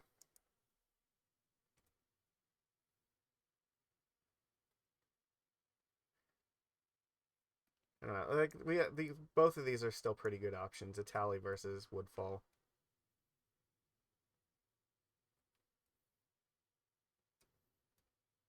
Interesting.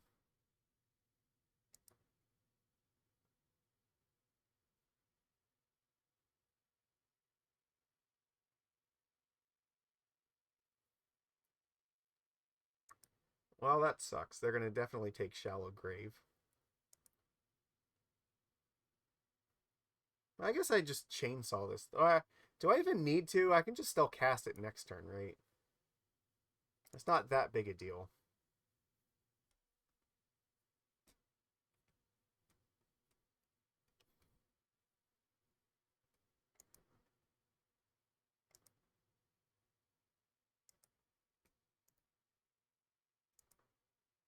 Vampiric Tutor is also very strong here. I means I could actually get Emrakul with this. And discard it.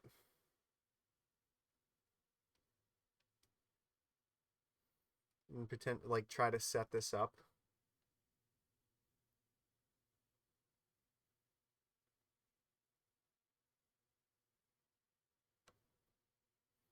Hmm.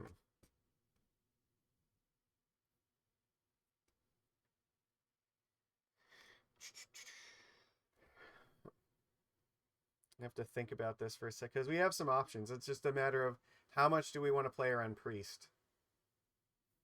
Because right now, I still have the option of Atali.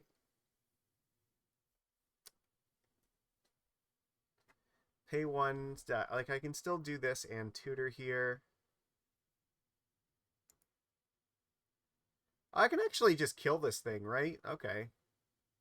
I don't have to sacrifice the token for this. I can just give this -2/-2. All right, this unlocks this. No, it does. It's as long as it remains exiled, so it doesn't actually help at all. No, but I still okay. So if they ever actually like okay, so the chainsaw doesn't matter. So this is gonna cost 4. So can I set up anything so I can? I don't think I can Emrakul them next turn, but if I want to wait another turn, I could potentially do it then. I guess that's where we're at. But it also doesn't really matter because even if they play Containment Priest, they can still kill it first. It's a matter of, do I want to wait to try to Emrakul them or not? So we'll see. If you have the City's Blessing, what they're at 3, 4, 5, 6, 7 right now. I think I just play this tapped for the moment.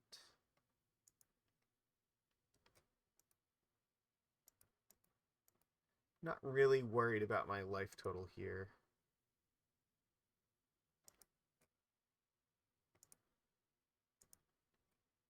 Let's just kill off this Ocelot Pride. This is going to get out of hand.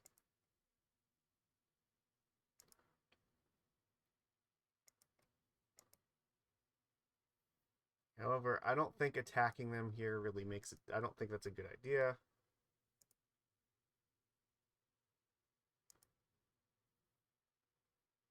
But I can... Well, yeah, if I had the option of potentially, like, discarding something this turn.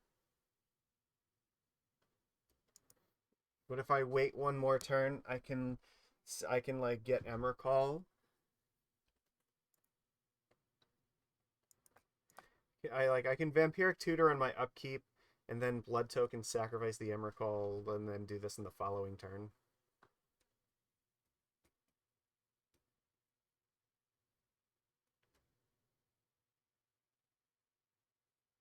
Okay, Crypt, sure.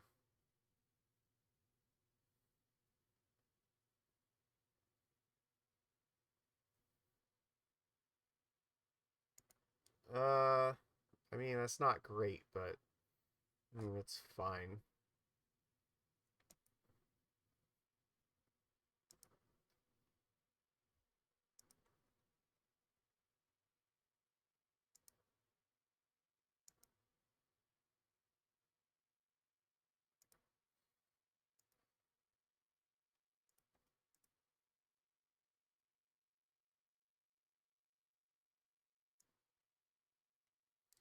I mean, I could also just show and tell and gamble with this thing too, but I don't know. That seems like a pretty significant risk. Is there a better option? Like, I don't think so. I think if I get the Spaghetti Mom, like they have, if they're top two cards where the Containment Priest, then I just lose, right? But if it's not, then I basically am guaranteed to win if this resolves. That's if this resolves, though. If it doesn't resolve, like I might actually just be fucked. Yeah, I think let's just stick to the plan.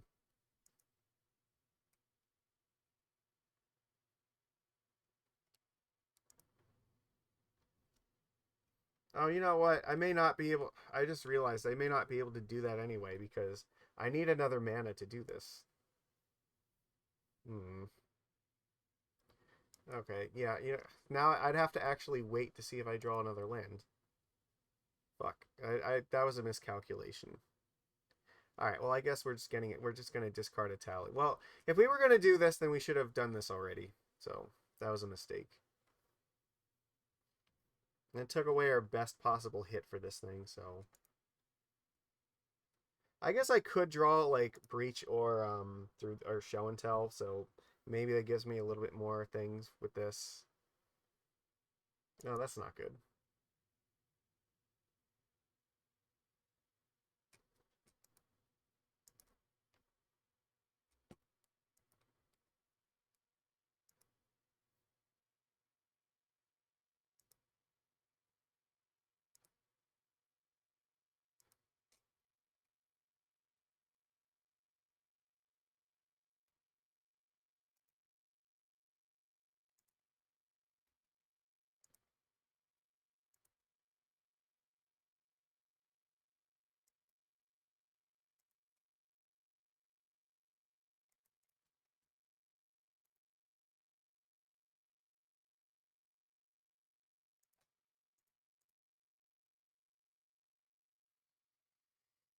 I guess if I play Necromancy, it plays around Spell Pierce, but it loses to something like Flicker Wisp, maybe.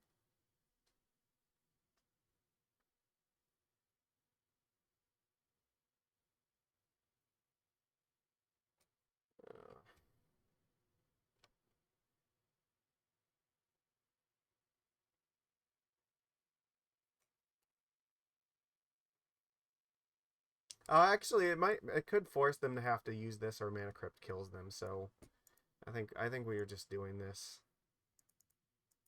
All right.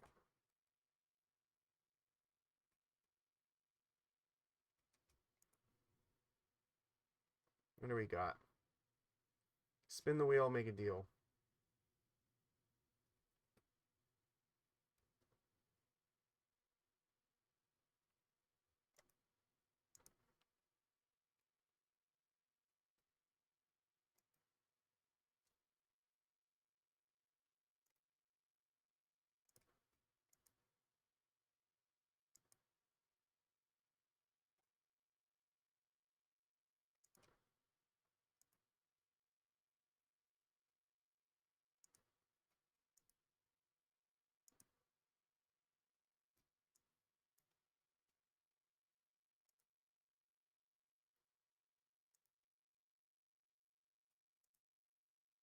I have to kill something here. I'm pretty sure I have to kill Jite or I'm gonna die.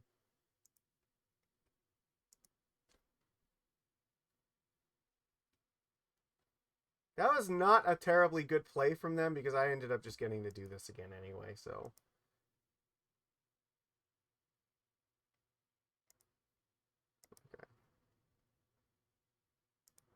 Alright, I get to do this again. I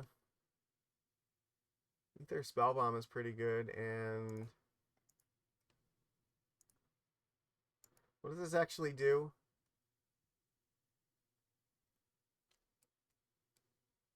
Oh, that's actually awesome.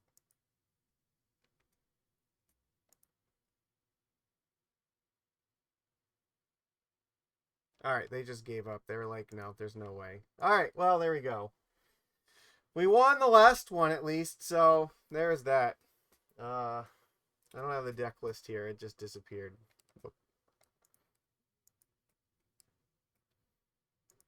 Okay, oh yeah, can we view the previous deck here? Alright, yeah, this was our last one, so alright, there we go. Look. We got a good 3.5 hours of Vintage Cube out of this, and we had some very epic games. I think this deck was a little bit better than we did with, like, we went 1-2, but like some of the matches we lost were like pretty close, so, or at least the first one was. The second one we kind of got rolled, but it happens. So I don't know. This was still really fun. We got to do some really fun epic Magic things. I think there were a few decisions I could have made that would have played it a little bit better. Some stuff we choose to play around and then end up having other things instead. But such is life. But this was a really fun Magic. Vintage Cube, like I said, is like my favorite format on MTGO. You should absolutely jam this. It is totally worth it. And if they still have this around in January, we'll probably do at least one more before the season's over. So, yeah. Well, it's hard not to just be like a spaghetti mom gamer, right? Like, this is like one of the most fun cards in Magic to just like do dumb stuff with. It is the dumb card. Playing combo piles is the luck of the draw a lot. Yes, it is. It is totally. But that's what you sign up for, right? That's the whole thing here. So I like I said, I love doing this. Like sometimes I'll draft like the fair, like, green white, like kind of taxes deck, or like the mono red deck, but really, like, I like playing the really dumb fun decks like this. So you see my play style with these things. There's so many broken ways to just like use this cube. It's great. So, all right, like I said, if you're watching the replay on my YouTube channel, do me a favor, click the thumbs up button. All right, that would mean a lot to me. I will put the link tree in here so you can find me on everything. Everybody, thank you for being here with me. Look, it's a lot more fun to do this when I have the chat to talk to the whole time. So I really appreciate it when like people show up to this stuff. Means the world to me. Like, I do this for your entertainment. So that's really all I've got to say for today. So I guess probably should go and see like who else is even like playing stuff tonight.